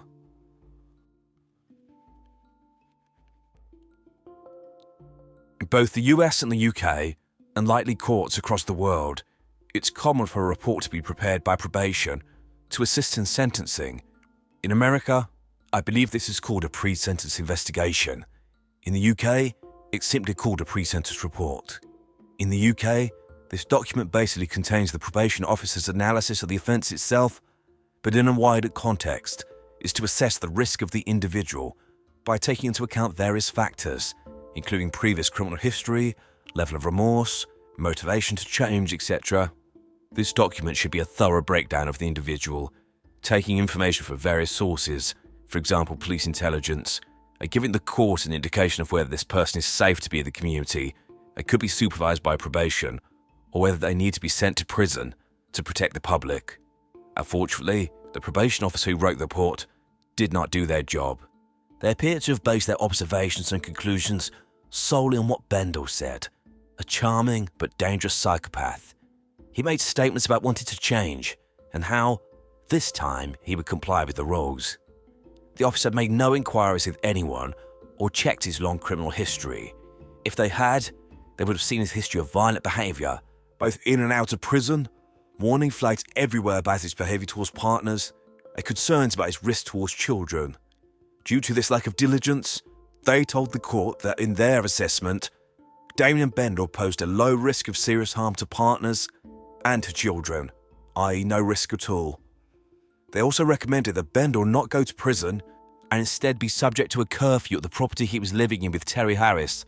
So basically he needed to wear an ankle bracelet, which meant that he could not leave the house between certain hours, usually overnight, and this is seen as a punishment as it restricts a person's liberty.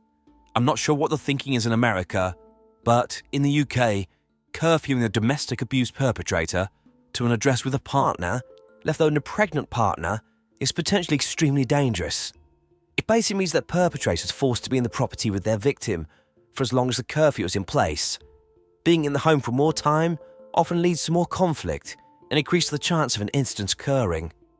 In addition, checks should have been done with the homeowner to see whether they wanted the person there. Toria was not contacted and asked her opinion. We will never know what would have happened had the report been different. The judge may have still decided not to send Bendel to prison, but the information presented to them was so off the mark as to be negligent. So, on the 9th of June 2021, Damien Bendel was sentenced to a suspended prison sentence and a curfew, and he went back to the property with Terry and the children. Only 3 months later, their address would be the site of a horrific act of pure evil.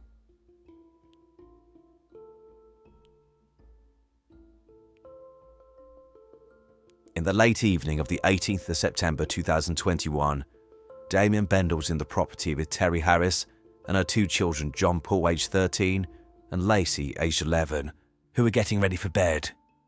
Tragically, a 3rd child was also present, who had come round for a sleepover, Lacey's best friend, 11-year-old Connie Gent.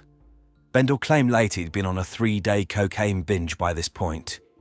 What happened next will never be known for sure, but Bendel took a claw hammer and attacked all 4 of the people in the house. Each of the 4 victims died in different rooms, suggesting that as soon as the attacks began, everyone ran for their lives. He then went room to room, searching for his victims, and he then repeatedly struck them in the head with the hammer.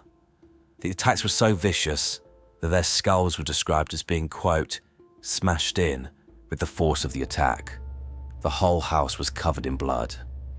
What Bendel did next is almost beyond belief, but after beating 11-year-old Lacey almost to death, he took her into the bedroom with the body of her dead or dying pregnant mother and raped her. The pathologist stated that Lacey was raped after she'd been attacked and while she was dying from the horrific head injuries inflicted on her by Bendel. When he had finished, Bendel sat with the bodies for several hours. He made no attempts to clean up the house.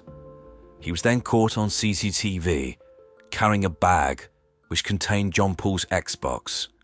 He then took a taxi and exchanged this games console for drugs. Footage was also caught of him going into a corner shop. No sign of distress or concern. Remember, this is a man who had just murdered 4 people whose bodies were lying where he'd left them. It was at this point, around 12 hours after the murders, when Bendel made the 999 call I played at the beginning of the video, confessing to murdering 4 people. This is the police body cam footage of the officers who arrived at the scene. Yeah, I don't know what happened. Alright, come to me.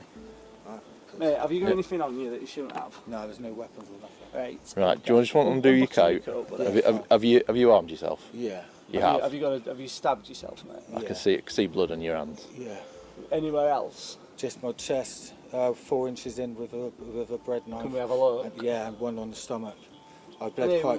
Right, do you want I to bled quite a lot. yes. Can we go down No, just stay there. I just don't want to be in front of everyone. Alright, just go around the corner. Just walking wounded at the minute. Alright, stand here. Stay here. Right, So, we told you, I know what's going to happen to you now, mate. Well, I know it's going to happen just when we go to prison, obviously, again. Why, what have you done? Have you done something to anyone else? Yeah, What have you done? I've murdered 4 people.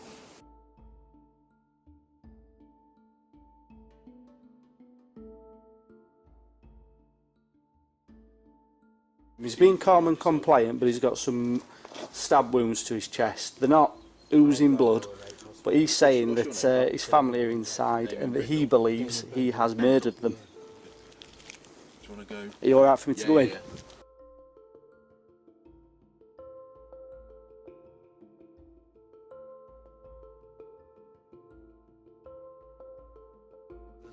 Damien, at 07:47 hours, I'm arresting you on suspicion of murder. You don't have to say anything, but it may harm your defence. Do not mention when questioned something you later rely on in court. Anything you do say may be given in evidence. Your arrest is necessary to protect you from harm, to prevent your disappearance, for a prompt and effective investigation. Okay? We're going to get you up, we're going to put you in the back of the van. Stand up. I want to raise a couple of things. Firstly, him stating, almost with an air of contempt, that he's going back to prison again, as though this is somehow unreasonable.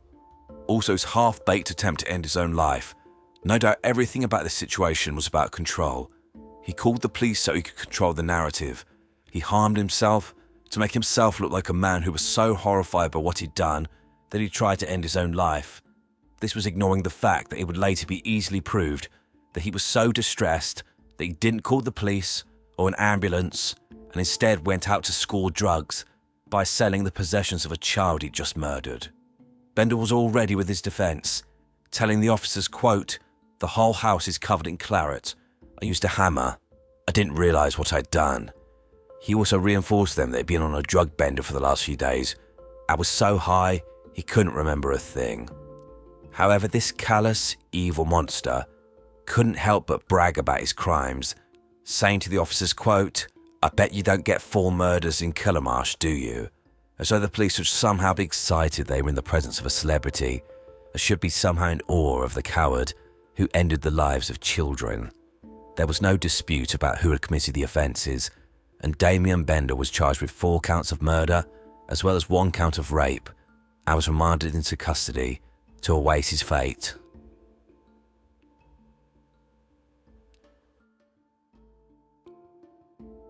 Damien Bendel tried every tactic in the book in court. He claimed that he was so high, he'd suffered from amnesia when the killings occurred. He also initially flatly refused to admit raping 11-year-old Lacey, inevitably due to knowing the treatment child sex offenders get in prison. Bendel offered to plead guilty to manslaughter, basically acknowledging that he killed all 4 victims, but denying that it was premeditated. This was rejected. It was easy to disprove Bendel's lies, including the fact that his amnesia around the killings was so profound, yet he had the gumption to bag up the games console, make his way into town, and score drugs. Also, he'd wasted hours to call for help, and, when police did arrive, he was cold, detached, and acting like a man who'd stolen a bag of sweets and not ended the lives of 4 people. On December the 21st, 2021, at Derby Crown Court, knowing the writing was on the wall, Damien Bendel pleaded guilty to 4 counts of murder and 1 count of rape. That same afternoon, he stood before Mr. Justice Sweeney KC to be sentenced. As a last-ditch attempt to gain sympathy, through his barrister, Bendel claimed that he was now remorseful for his actions. The judge was having none of it. In his sentencing remarks, the judge stated the murders were, quote, "brutal, vicious and cruel, and they were committed against defenceless children and a woman he claimed to have loved, who was in the early stages of pregnancy, carrying his child." He then sentenced him for the murder and rape of 11-year-old Lacey Bennett, as well as the murders of 13-year-old John Paul Bennett, 11-year-old Connie Gent, and 35-year-old Terry Harris. Damien Bendel was sentenced to a whole life order, meaning that he will never be released from prison.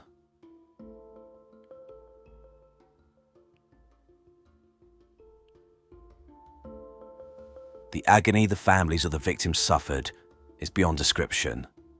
Angie Smith, Terry's mother, spoke about the utter devastation from losing not only her daughter, her only child, but also her grandchildren. She said, quote, "Since then, my life has been one purely of existence. I would try and put across some of my feelings and how much of a void this senseless crime has had on my life. Some days, I question the meaning of existence. He has taken everything from me, and I wish he had taken my life, not theirs. I struggle to explain to my elderly parents what happened. I don't know myself, but I must accept I may never know, as the only person who knows is Bendel. Terry was my only child. I'll never have any other children or grandchildren. They are the most precious things in my life. I'll give anything to be able to spend a moment with them." She also spoke about sitting in the mortuary between the bodies of her murdered family, in total disbelief to the horror she was experiencing. The injuries Damien Bendel inflicted were so horrific, I cannot even imagine what her last image of her daughter and grandchildren must have been. Jason Bennett, John Paul and Lacey's father, released a statement which said, quote, "The murder of my 2 children has destroyed and taken my life away. Life now seems pointless. Looking forward to the future is painful and difficult. If it wasn't for my partner, I wouldn't be here now. Occasionally, I do become distracted by what has happened. My mind goes back to the trauma of how they died. I have a story in my head of how they died and relive the trauma. John and Lacey were innocent.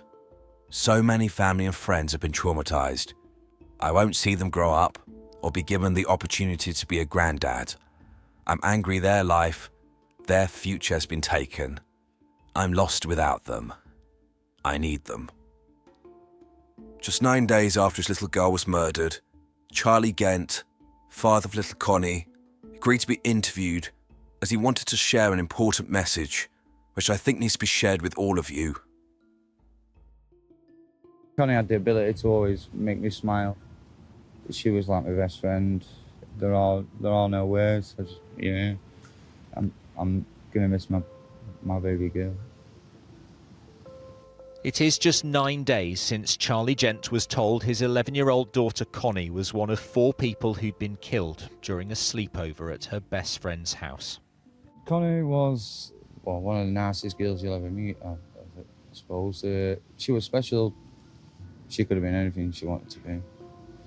I'd rather it be me than her. Yeah, she got a whole life out of it.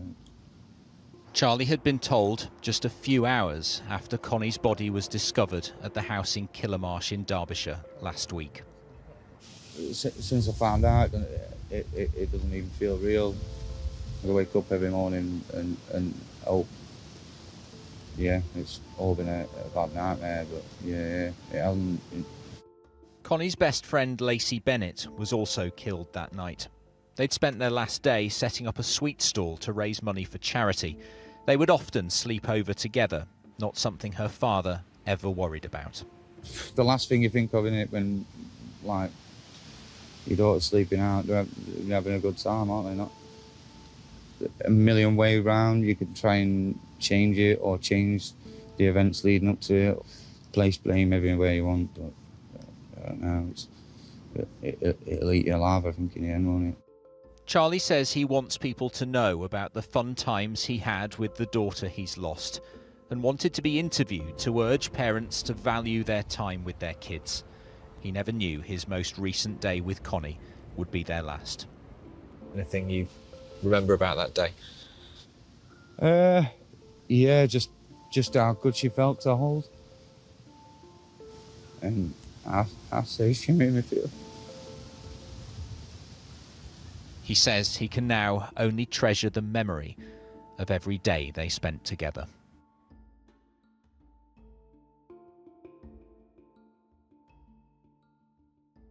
In January 2023, His Majesty's Inspectors of Probation published the findings of their review of the case of Damien Bendel to determine why this horrific incident occurred. It's a scathing document and lays the blame squarely on the shoulders of probation, and in particular, the appalling report written by one probation officer for Bendel's sentencing for arson just a few months before the murders. The report reinforces the need for comprehensive checks to be undertaken at court stage so that reports are accurate, give the judge an accurate idea of the risk that a person poses so they can sentence them appropriately. The probation officer in question was apparently fired as a result of their negligence. However, nothing in this report, or any kind words or statements of remorse, can undo the horror in this case.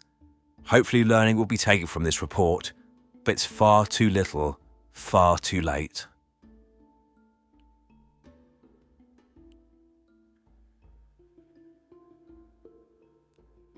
I want to reiterate support services for those experiencing domestic abuse, given that this is a horrific example of the seriousness of this type of offending. Within approximately 18 months of first meeting Terry Harris, Damien Bendel had murdered her and both of her children. I want to add a few more numbers for support more regionally in the UK. So, if you're experiencing domestic abuse and need advice and support in England, you can call Refuge's National Domestic Abuse Helpline on 0808 2000 24/7. In Northern Ireland, call the Domestic and Sexual Abuse Helpline on 0808 802 1414. In Scotland, call the Domestic Abuse and Forced Marriage Helpline on 0800 027 1234. And in Wales, call Live Fear Free on 0808 80 10 800.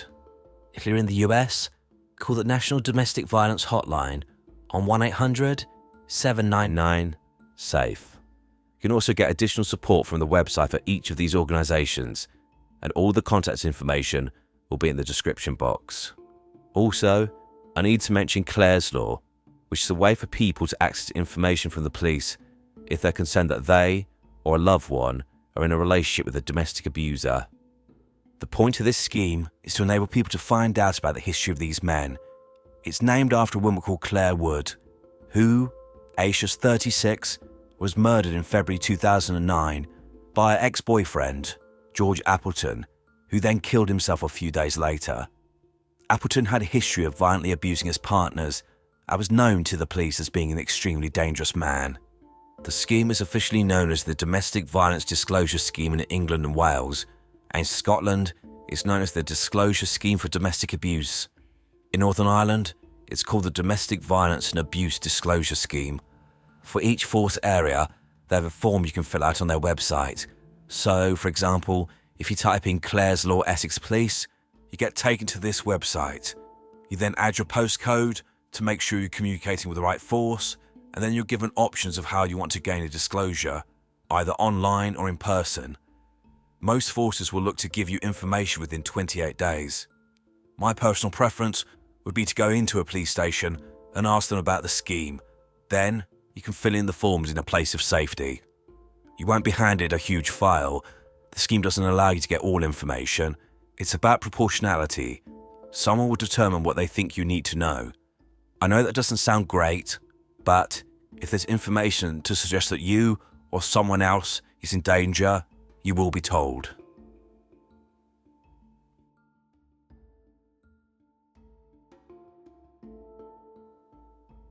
Damien Bendel pleaded guilty to these offences eventually, and so there was no trial. He was simply sentenced, so no explanation was given in court as to why he committed these offences. However, from looking at this case, I think I have quite a good idea of why he did what he did. But in order to understand this, I need to outline the profile of Damien Bendel. But first, I want to point out that the conclusions that I've reached shocked even me, and I think it makes the unimaginable horror in this case even worse. So please end the video now if you need to. Specifically, it's clear that Bendel was a psychopath, a weak, pathetic man devoid of any emotion, who believed that others should do his bidding and cater to his needs. This included in relationships. He lived rent-free in the house with Terry and the children, and likely felt this was his domain, and despite his behaviour, he was entitled to act in any manner he wanted. As with other domestic abuse perpetrators, defiance of his will or calling him out on his behaviour was met with punishment. I think that Bendel's beliefs about entitlement within the family home included using this environment to indulge his paedophilic sexual interest in children, something the police were already very concerned about. Unfortunately, I think the trigger to this incident was something to do with Lacey. Whether Bendel was caught doing something or something was disclosed, I think that Terry confronted him. Her daring to question him on his behaviour meant she needed to be punished, so he attacked her with the hammer. He then went around attacking the children, so as to not leave any witnesses, leaving no one alive to tell the police what really happened that night, and also so he could spin his web of lies. He then did something unspeakable. He raped Lacey, and a terrible detail in the reports I've seen is that he deliberately took her into the same room where her mother was lying, either dead or dying, in order to do this. I think that Bendel deliberately raped Lacey in front of her mother, with him hoping that she would hear and see him doing this to her daughter. This would show her that he was in control and that he'd do whatever he wanted with her children. He wanted the last thing she saw to be him violating her daughter. This conclusion, if accurate, sickens me, and I think epitomizes the evil of Damien Bendel. He is where he belongs, and as a child rapist and murderer, I do not imagine his time in prison will be easy. Elliot Rodger was an American spree killer who, on May the 23rd, 2014, at age 22, ended the lives of 6 innocent people in Isla Vista, California. His rationale for doing this? Simply put, he was punishing society because no girls would sleep with him. However, as I will discuss, this is an oversimplification. and Elliot was a dangerous combination of misogynism, racism, and extreme narcissism. An individual who believed he was, quote, the supreme gentleman, which meant he was entitled to anything you wanted, and those who did not comply deserved to be eliminated. As if Elliot's beliefs and crimes were not horrific enough, he's become a revered figure within the world of involuntary celibates, known as incels, and his words and deeds have been linked to other acts of terror and murder. Welcome to Evil Among Us.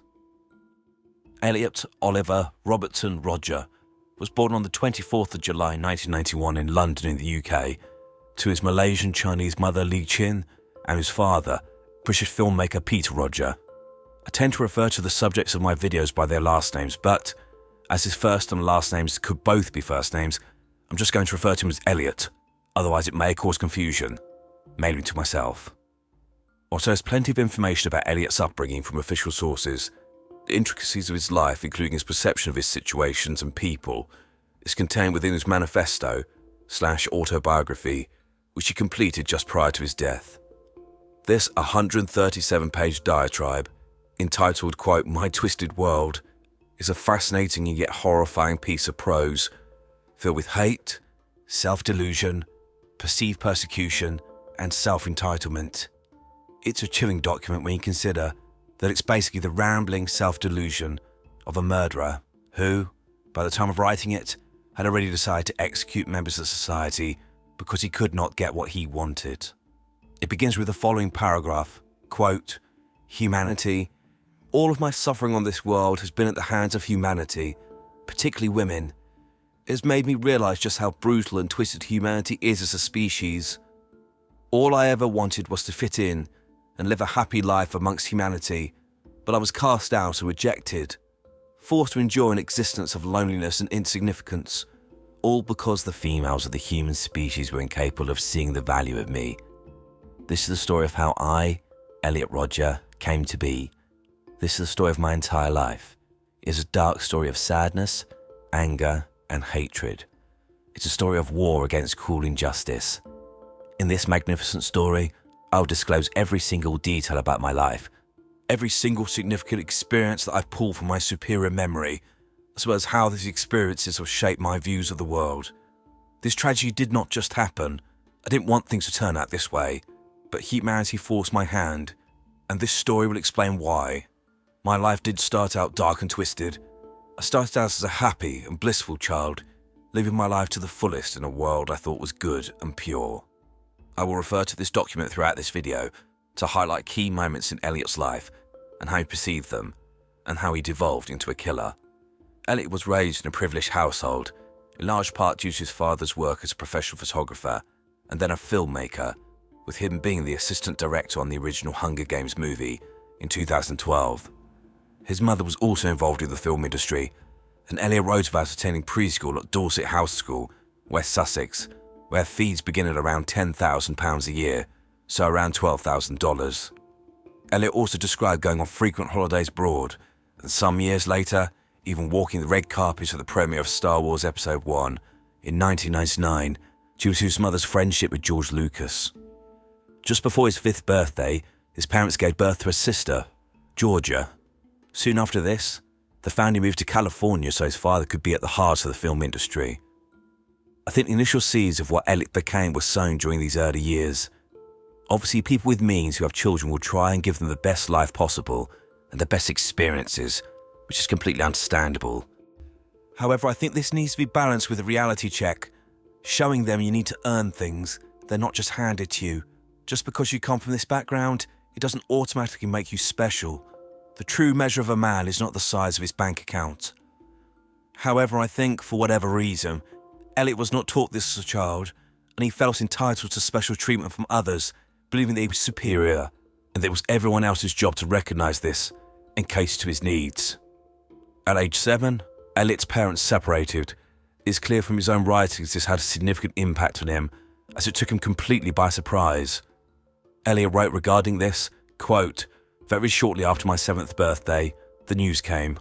I believe it was my mother who told me that she and my father were getting a divorce. My mother, who only a few months before told me that such a thing would never happen. I was absolutely shocked, outraged, and above all, overwhelmed. This was a huge life-changing event.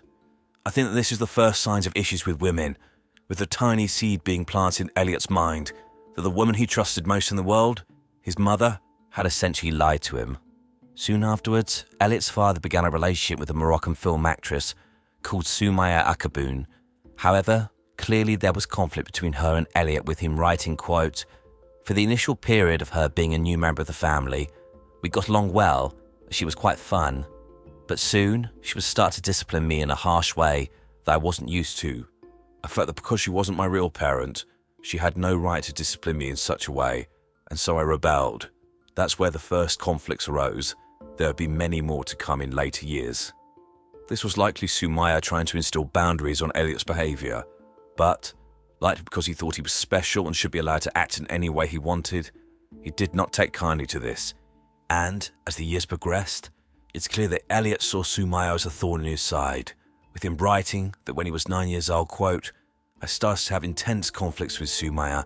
I hated the rules she imposed on me, which I believe she had no right to impose, as she wasn't my true parent." Despite his privileged upbringing, it seems that Elliot was actually a very lonely child. He writes about spending weeks with his mother and father, but during the weeks with his father, he'd be looked after by nannies and barely spend time with his dad. Issues also began to come out at around the age of 9, with Elliot admitting that he had always had issues with jealousy throughout his life, as well as crippling insecurities.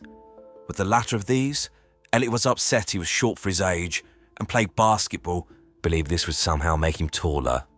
With the former issue, Elliot had intense feelings of resentment and jealousy when his playmates would not focus all their attention on him. If he had two friends around, he'd become upset if they began playing with each other and not him. This is an important part of the behaviour of Elliot, which can explain much of his resentment moving forward. Specifically, it appears that Elliot was a timid and shy child who struggled in social interactions. This is not uncommon, and in these situations, even as adults, it's often easier when someone else is leading the conversation or organising events. We can all have the pang of awkwardness or anxiety and potentially jealousy when we go to a party with a friend and then they leave us to go to talk to other people we don't know and we just stand there. But we understand, although it may still be an uncomfortable feeling, this is our issue. Our friend is free to go and do what they please, and people can share their attention without it being some kind of swipe at us. We also know that while some people may come and talk to us, we need to be brave and sometimes take the first step. However, Elliot doesn't appear to have learned this, and as time progressed, he appears to form the opinion that others, and particularly girls, should flock to him, chase him, and pay him full attention without him making any effort. When he entered the room, all eyes should turn to him, and women, even if they were mid-sentence, should drop what they were doing and throw themselves at his feet. If they did not, this was an affront to him personally.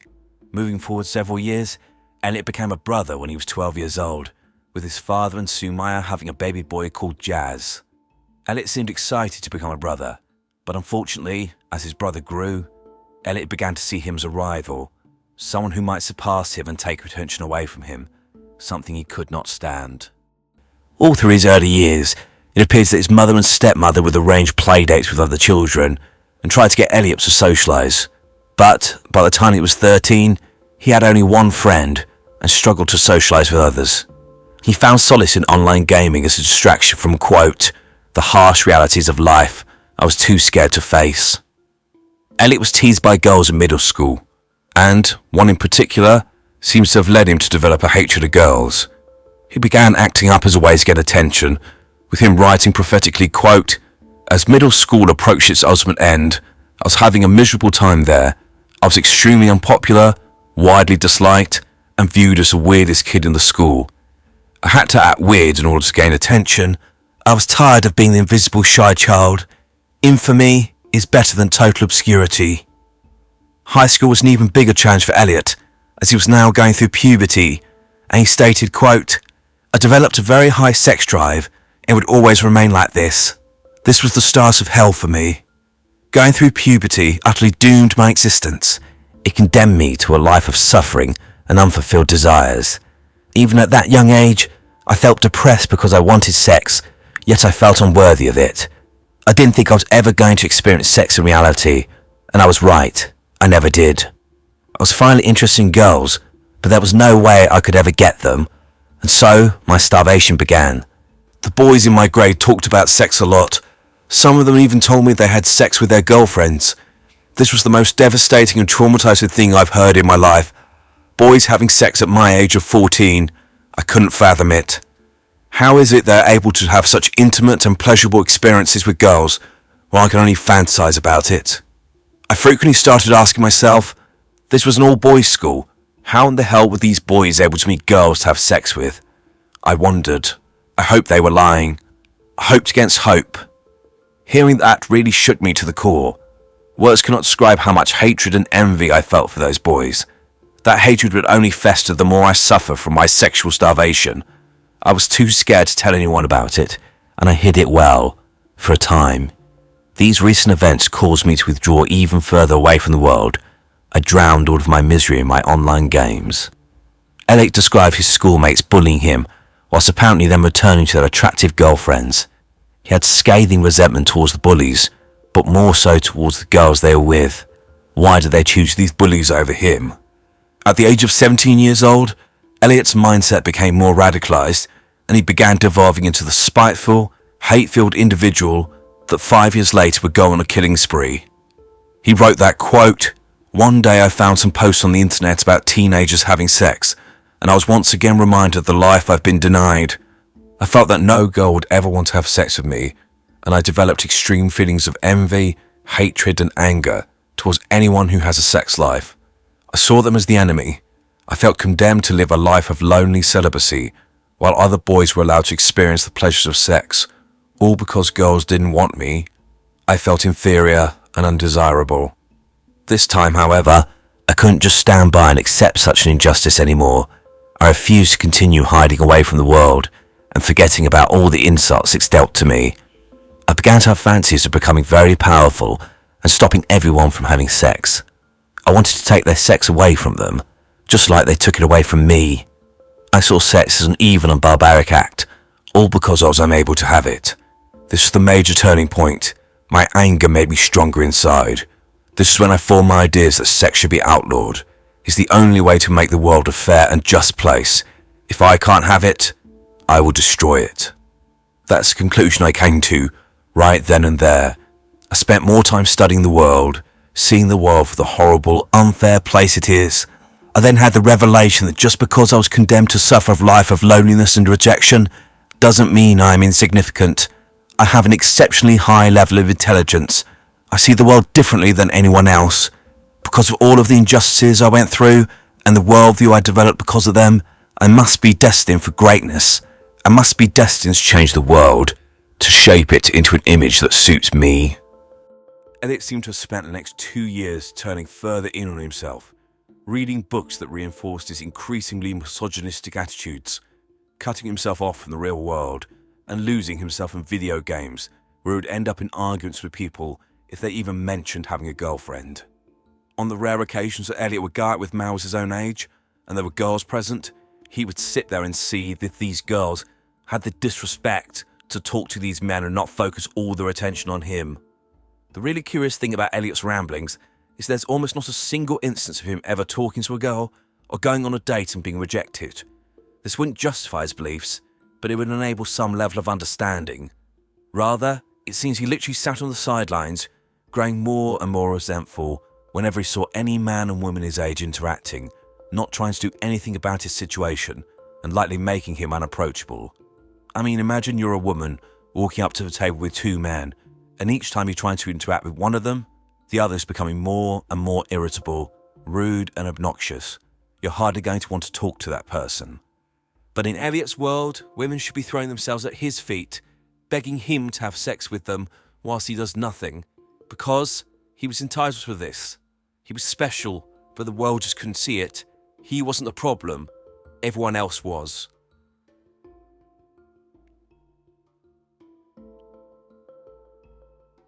At the age of 19 years old, Elliot Roger was becoming more unhinged, and around this time, he moved to an apartment in Santa Barbara to attend the University of California, Santa Barbara, and ominously wrote at this time, quote, "The move to Santa Barbara is the end game, the ultimate climax of everything. I saw it as a new chance that was given to me to finally have the things I want in life. Love, sex, friends, fun, acceptance, a sense of belonging. But I could never forgive the world for denying me such things in the past. I was already turning 20 soon. I already lost many years of my life. I deserve better than that. I am an intelligent gentleman. I deserve the love of girls more than the other obnoxious boys of my age. And yet, they get girls and I don't. This is a crime that can never be forgotten, nor can it be forgiven. I always wanted to exact my revenge on humanity for forcing me to live such a life, but I've also always had the hope that if I could do things in my life to make up for all my suffering, then that in itself would be a form of peaceful revenge. In truth, the move to Santa Barbara was actually a chance that I was giving to the world, not the other way around. I was giving the world one last chance to give me the life that I know I'm entitled to, the life that other boys are able to live with ease. If I still have to suffer the same rejection and injustice, even after I move to Santa Barbara, then that will be the last straw. I will have my vengeance. However, Elliot found issues almost immediately with Santa Barbara. Despite not leaving the property and doing anything about his situation, he was unhappy that he was not instantly presented with sexual opportunities and resented his housemates, who he claimed would frequently brag about their success with girls. Elliot's musings then demonstrate his racist attitudes and his extreme narcissistic beliefs, with him writing about his annoyance with an African-American man who had more success with women than him. Quote, "How could an inferior, ugly black boy be able to get a white girl and not me? I am beautiful, and I'm half white myself. I am descended from British aristocracy. He is descended from slaves. I deserve it more." I tried not to believe his foul words, but they were already said. It was hard to erase them from my mind. If this is actually true, if this ugly black filth was able to have sex with a blonde white girl at the age of 13, whilst I've had to suffer virginity all my life, then this just proves how ridiculous the female gender is. They would give themselves to this filthy scum, but they reject me, the injustice. Females truly have something mentally wrong with them.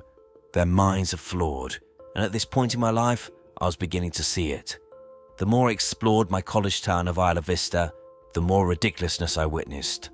All of the hot, beautiful girls walked around with obnoxious, tough, jock-type men who passed all the time and acted crazy. They should be going for intelligent gentlemen such as myself.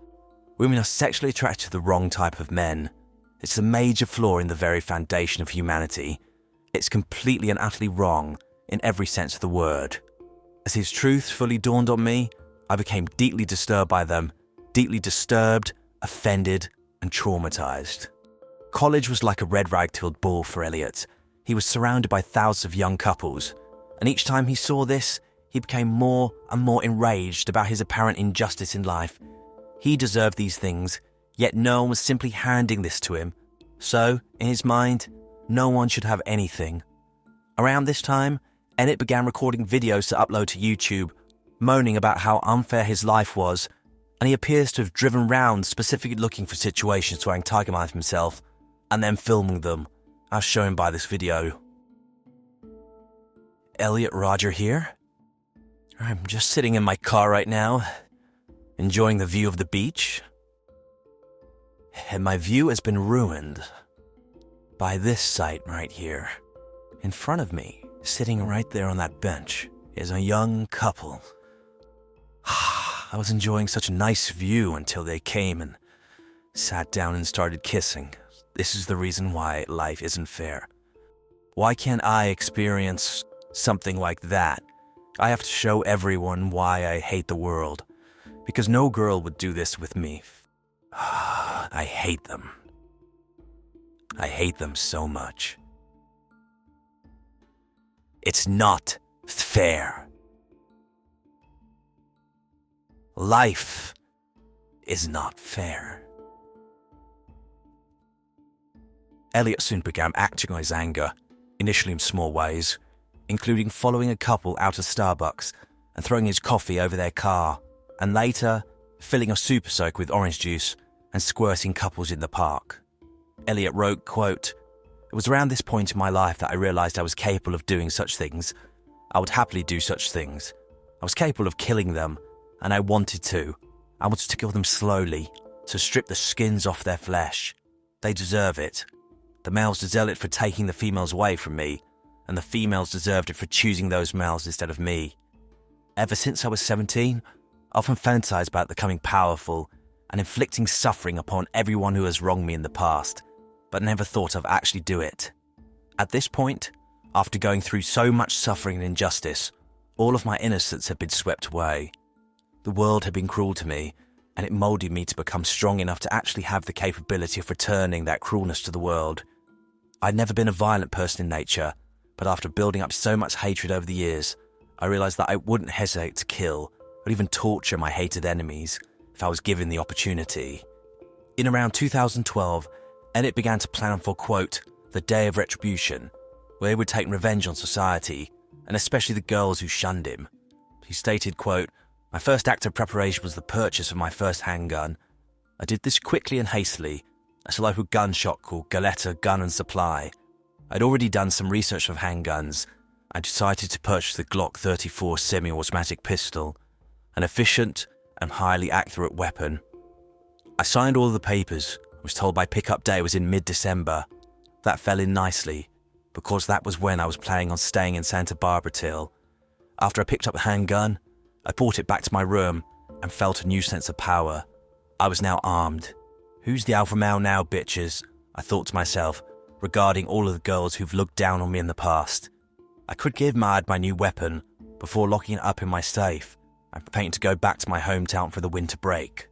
In spring 2013, Elliot purchased another 2 handguns and began collecting ammunition and planning his revenge, which was underpinned by his belief that, quote, women must be punished for their crimes of rejecting such a magnificent gentleman as myself. Around this time, Elliot joined online forums with similarly disturbed and misogynistic young men who were apparently starved of sex. No doubt, on these forums, Elliot found kindred spirits, and they reinforced his own views of women and cemented his perception that he was the victim, with him writing, quote, I concluded that women are flawed. There is something mentally wrong with the way their brains are wired, as if they haven't evolved from animal-like thinking. They're incapable of reason or thinking rationally. They're like animals, completely controlled by their primal, depraved emotions and impulses. This is what they're attracted to, barbaric, wild, beast-like men. They're beasts themselves. Beasts should not be able to have any rights in a civilized society. If their wickedness is not contained, the whole of humanity will be held back from advancement to a more civilized state. Women should not have the right to choose who to mate with. That choice should be made for them by civilized men of intelligence. If women have the freedom to choose which men to mate with, like they do today, they would breed with stupid, degenerate men, which would only produce stupid, degenerate offspring. This in turn would hinder the advancement of humanity. Not only hinder it, but devolve humanity completely. Women are like a plague that must be quarantined. When I came to this brilliant, perfect revelation, I felt like everything was now clear to me, in a bitter, twisted way. I'm one of the few people on this world who has the intelligence to see this. I'm like a god, and my purpose is to exact ultimate retribution on all of the impurities I see in the world. So women are inferior, and should literally be presented to men like him to have sex with. No consent, no choice in the matter. Sounds like rape to me. Many articles I've read have said that Elliot Rodger did what he did because he couldn't get a girlfriend. This is completely incorrect. Elliot Rodger was not interested in a girlfriend. He was not interested in any emotional connection with a female. He saw women merely as objects to get his sexual needs met. Like a classic narcissist, he saw value only in what people could give to him. Hence why he was advocating basically a system where women would be used and abused by men based on an allocation system, with him likely seeing himself as the overseer of this twisted system. From approximately 2012, Elliot was completely alone. His behaviour and attitudes have pushed everyone away. However, concerns about his mental health were flagged, but not acted upon. Specifically, in April 2014, just weeks before the rampage, his mother found the videos that Elliot had posted on YouTube and was concerned, so called one of his counsellors. The counsellor called mental health services, and then the police. Santa Barbara County Sheriff's deputies showed up at Elliot's doorstep to check on his mental health. However, they weren't aware of any of the videos. They determined that Elliot was a well-mannered, if shy young man who posed no risk. They then left. This was the last opportunity to stop Elliot. There'll be no more chances. Elliot had planned his day of retribution in great detail, writing the following long description. He said, quote, "On the day before the day of retribution, I will start the first phase of my vengeance, deciding killing as many people as I can around Isla Vista by luring them into my apartment through some form of trickery. The first people I will have to kill are my 2 housemates to secure the entire apartment for myself as my personal torture and killing chamber. After that, I'll start luring people into my apartment, knock them out with a hammer and slit their throats. I'll torture some of the good-looking people before I kill them, assuming that the good-looking ones had the best sex lives. All of that pleasure they had in their life, I will punish by bringing them pain and suffering. I've lived a life of pain and suffering, and it was time to bring that pain to people who actually deserve it. I will cut them, fillet them, strip all the skin off their flesh, and pour boiling water all over them while they're still alive, as well as any other form of torture I can possibly think of. When they're dead, I'll behead them and keep their heads in a bag, for their heads will play a major role in the final phase. This first phase will represent my vengeance against all of the men who've had pleasurable sex lives while I've had to suffer. Things will be fair once I make them suffer as I did. I will finally even the score. The second phase will take place on the day of retribution itself, just before the climactic massacre. The second phase will represent my war on women. I will punish all females for the crime of depriving me of sex. They have starved me of sex for my entire youth and gave that pleasure to other men. In doing so, they took many years of my life away. I cannot kill every single female on earth, but I can deliver a devastating blow that will shake all of them to the core of their wicked hearts. I'll attack the very girls who represent everything I hate in the female gender, the hottest sorority of UCSB. After doing a lot of extensive research within the last year, I found out that the sorority with the most beautiful girls is Alpha Phi sorority. I know exactly where their house is, and I've sat outside it in my car to stalk them many times. Alpha Phi sorority is full of hot, beautiful blonde girls, the kind of girls I've always desired, but was never able to have because they all look down on me.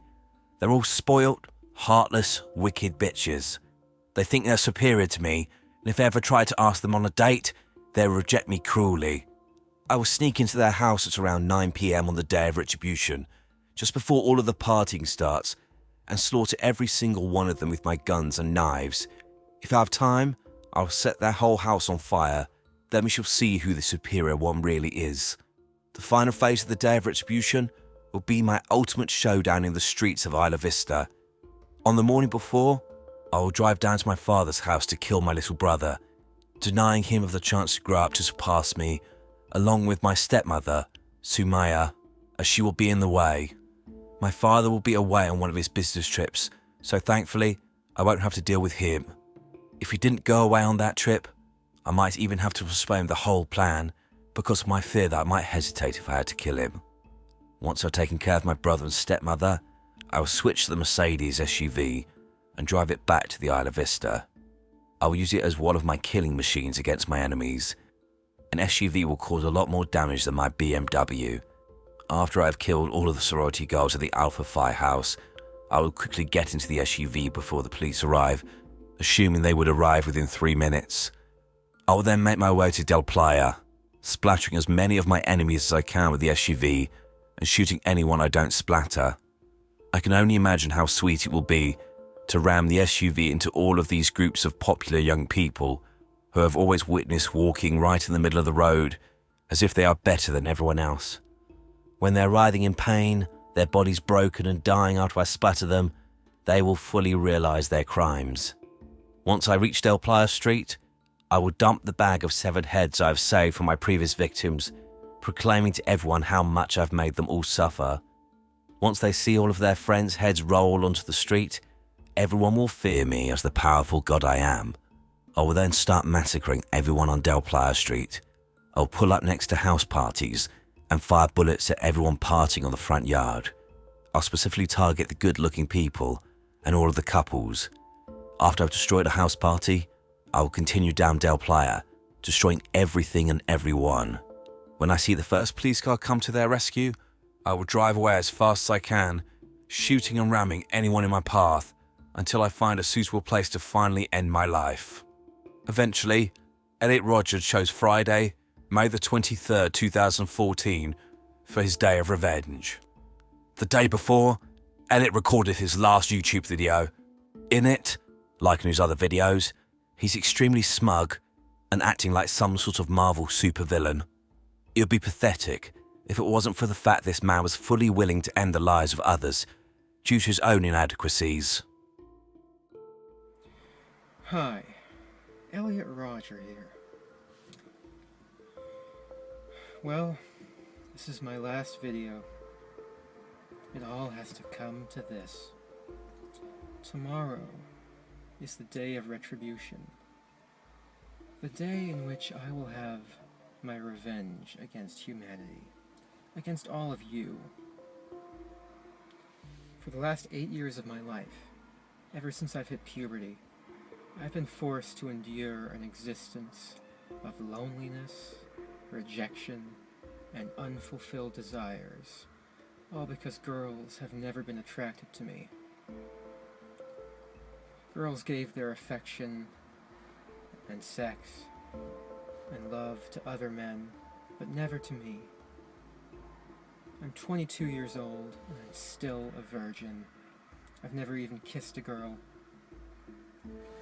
I've been through college for 2.5 years, more than that actually, and I'm still a virgin. That has been very torturous. College is the time when everyone experiences those things such as sex and fun and pleasure. But in those years I've had to rot in loneliness. It's not fair. You girls have never been attracted to me. I don't know why you girls aren't attracted to me, but I will punish you all for it. It's an injustice, a crime, because I don't know what you don't see in me. I'm the perfect guy. And yet you throw yourselves at all these obnoxious men, instead of me, the supreme gentleman. I will punish all of you for it. On the day of retribution, I am going to enter the hottest sorority house of UCSB.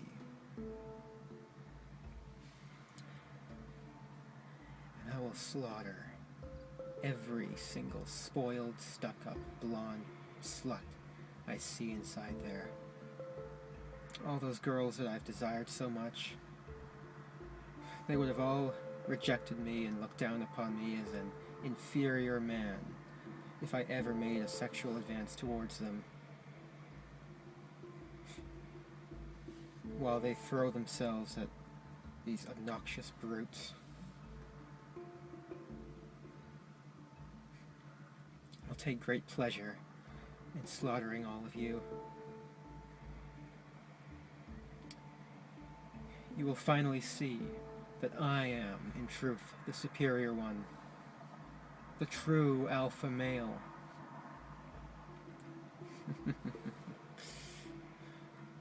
Yes.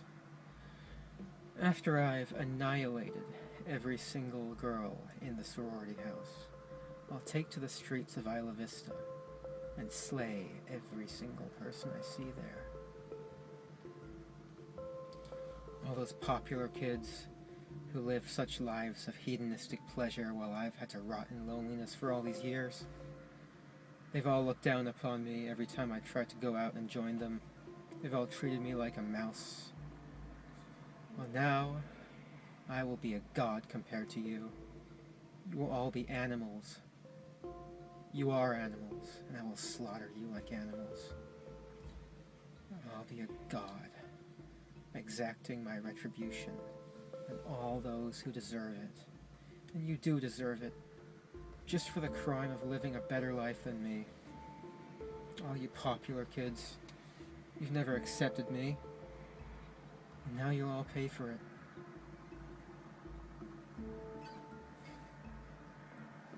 And girls, All I've ever wanted was to love you and to be loved by you. I've wanted a girlfriend. I've wanted sex. I've wanted love, affection, adoration. But you think I'm unworthy of it. That's a crime that can never be forgiven. If I can't have you, girls, I will destroy you.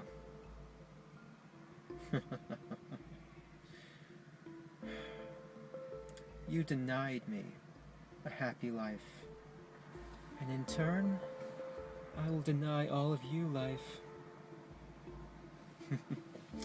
It's only fair. I hate all of you. Humanity is a disgusting, wretched, depraved species. If I had it in my power, I would stop at nothing to reduce every single one of you to mountains of skulls and rivers of blood. And rightfully so. You deserve to be annihilated. And I'll give that to you. You never showed me any mercy, and so I will show you none.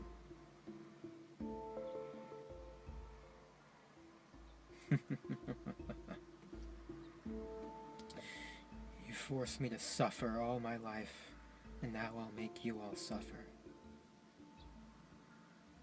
I've waited a long time for this.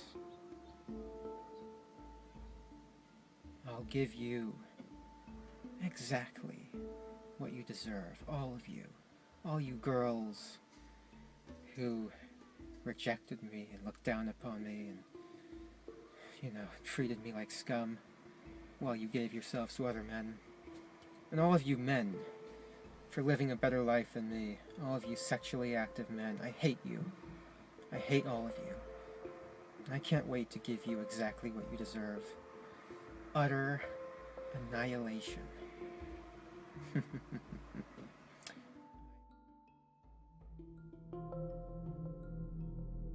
At around 5 p.m. on May the 23rd, 2014, Elliot Rogers stabbed to death his two flatmates, 20-year-old Wei Han Wang and 20-year-old Chen Hong. He also murdered their friend, 19-year-old George Chen, who was visiting, again by repeatedly stabbing him. All three were best friends. George volunteered for a Buddhist organisation and often helped elderly neighbours get their mail and take out the rubbish. A former high school friend described Cheng as, quote, the kindest kid, so generous, so giving, always willing to help people out. Wei Han's mother lamented how she could carry on with her life without her son in the world. Elliot then spent the next several hours preparing for the second part of his plan. At around 8 p.m, he went to a local Starbucks to get a latte, and at 8:30 p.m, was seen in his vehicle working on his laptop. By 9 p.m, Elliot was driving his BMW north to the Alpha Phi sorority house. When he got there, he found the door was locked, and sorority members heard loud and aggressive knocking at the front door. Luckily, no one opened it to him. However, Elliot started shooting at young women who were standing outside the building. One survived, but two, 19-year-old Veronica Weiss and Katie Cooper, aged 22, both died. As opposed to the monsters that Elliot portrayed these women to be, they were both exceptional, who were loved and would have made a difference to the world. Veronica was described as someone obsessed with sport and a kind-hearted person. Katie was weeks away from graduating, and a high school teacher stated, quote, she was one of 2,500 students I've taught over the years, but Katie was a standout. Elliot then travelled south, began firing into an unoccupied coffee shop on Pardow Road, and then into the Isla Vista Deli Mart, as shown by this terrifying footage. It was here that 20-year-old Christopher Ross Michael Martinez was hit 7 times and died almost immediately. Chris was a man with aspirations. After graduating, he was planning on going to law school, but he was cut down in his prime. Elliot continued driving south on the wrong side of the road. hitting a pedestrian and firing at 2 others, who he missed. He then shot a couple coming out of a pizza parlour and fired at another woman but missed. Elliot then drove in a loop around a city block and engaged in a gun battle with sheriff's deputies. Elliot continued driving erratically, hitting 2 pedestrians with his car before shooting and wounding 3 passers-by. Elliot then struck another skateboarder with his car, but shot and wounded 2 men. Elliot then exchanged gunfire with 3 sheriff's deputies and was shot in the hip. Pursued by police, Elliot hit another cyclist before crashing into the curb. At 9:30 p.m, police approached Elliot's car and found him dead in the driver's seat, having put a bullet in his own brain. Found in the vehicle were his guns and over 500 rounds of unspent ammunition. Elliot's rampage claimed the lives of 6 people, not including him, and injured 14 others, 7 of whom were shot and 7 who had suffered blunt force trauma from being hit by his vehicle.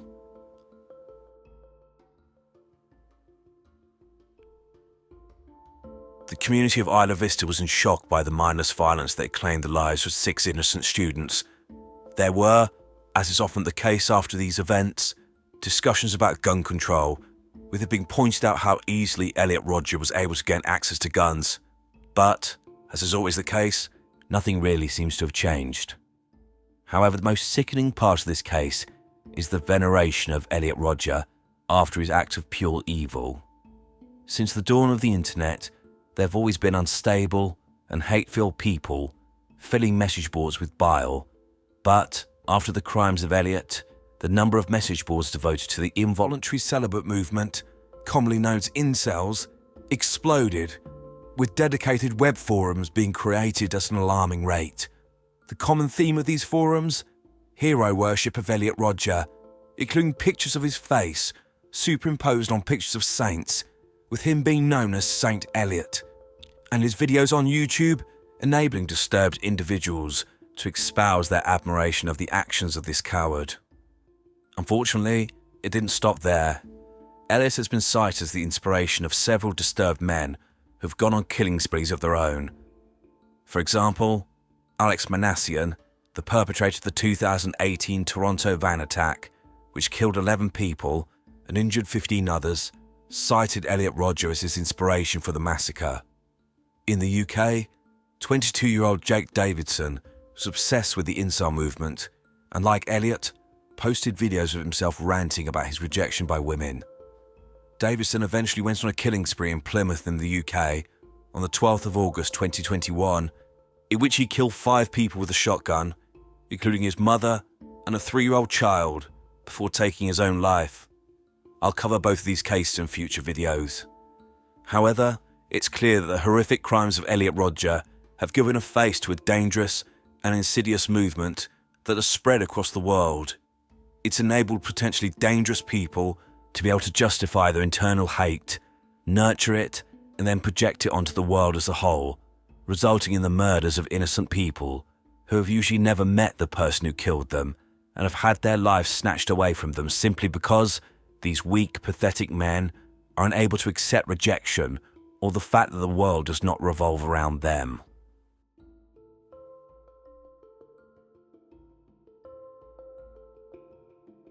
This whole video has been a profile of Elliot Rodger, but I wish to give my final thoughts and bring everything together. The more I look into Elliot Rodger, the more disturbing and dangerous his case becomes. In my opinion, he was a combination of some of the most concerning personality traits which a person can possess. He was extremely narcissistic, entitled, arrogant, clearly psychopathic, misogynistic, racist and violent. Elliot expected the world just to fall into his lap, and, as I said earlier, it's fascinating reading his insane ramblings over 137 pages, as there is almost no reference to him actually doing anything about his lack of sex. He never seems to have spoken to any girls, and genuinely seems to think that women should have fallen at his feet, removed all their clothes, and begged him to have sex with them. Elliot's callousness is shown not only by his crimes, but the extent of his plans, which included torturing and beheading people he was jealous of, and even killing his 10-year-old brother just in case he surpassed him one day. This epitomizes Elliot. If he can't have things, no one can. If someone is a threat to him, they deserve to die. I do have some sympathy for the child that Elliot was. Lonely, awkward, and struggling to fit in. At the core of him was a deep, dark hole of insecurity and fear. However, I have no sympathy for the monster he became and his inability to self-reflect and think, maybe why I'm in this position is because I'm a bit of a douche. I should do something about that. No, instead he externalized everything and deemed society as a whole guilty of his failings, and, acting as judge, jury, and executioner, he meted out punishment, even though most of the people he killed and tried to kill had no idea who he was and had nothing to do with his situation. His actions also demonstrate his utter cowardice. He killed himself in order to avoid being held accountable for his actions, knowing that he would spend the rest of his life in prison, likely on death row, and he would have lost control. I dread to think what would have happened if Elliot had lived long enough to find a woman to have sex with. I imagine this woman would have quickly become the center of his obsession, with him demanding sex whenever he wanted, and this would have likely occurred, in my opinion, whether she consented or not. I imagine he would have been a stalker, someone who refused to take no for an answer or be marginalized for someone's life. Worse still, an actual girlfriend.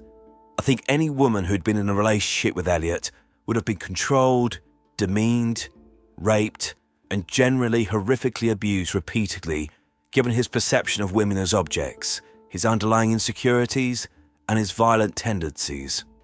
I've little doubt that if a girlfriend or woman he had sex with rejected him, he would have killed them. Outside of relationships, I think Elliot's words are quite insightful into the fact that at 22 years old, he seemed to think he was the most persecuted human being on earth. This makes me think that he was wholly unprepared for life in general, and that he might have faced many situations in his life, for example losing a job, being demoted, and responded with extreme violence towards whoever he felt aggrieved by. Elliot Rodger claimed to be the victim. However, these are the real victims. He was a pathetic creature whose continued reverence by a small group of equally disturbed individuals is testament to their own delusional thinking and is not shared by wider society, where this man is rightly reviled.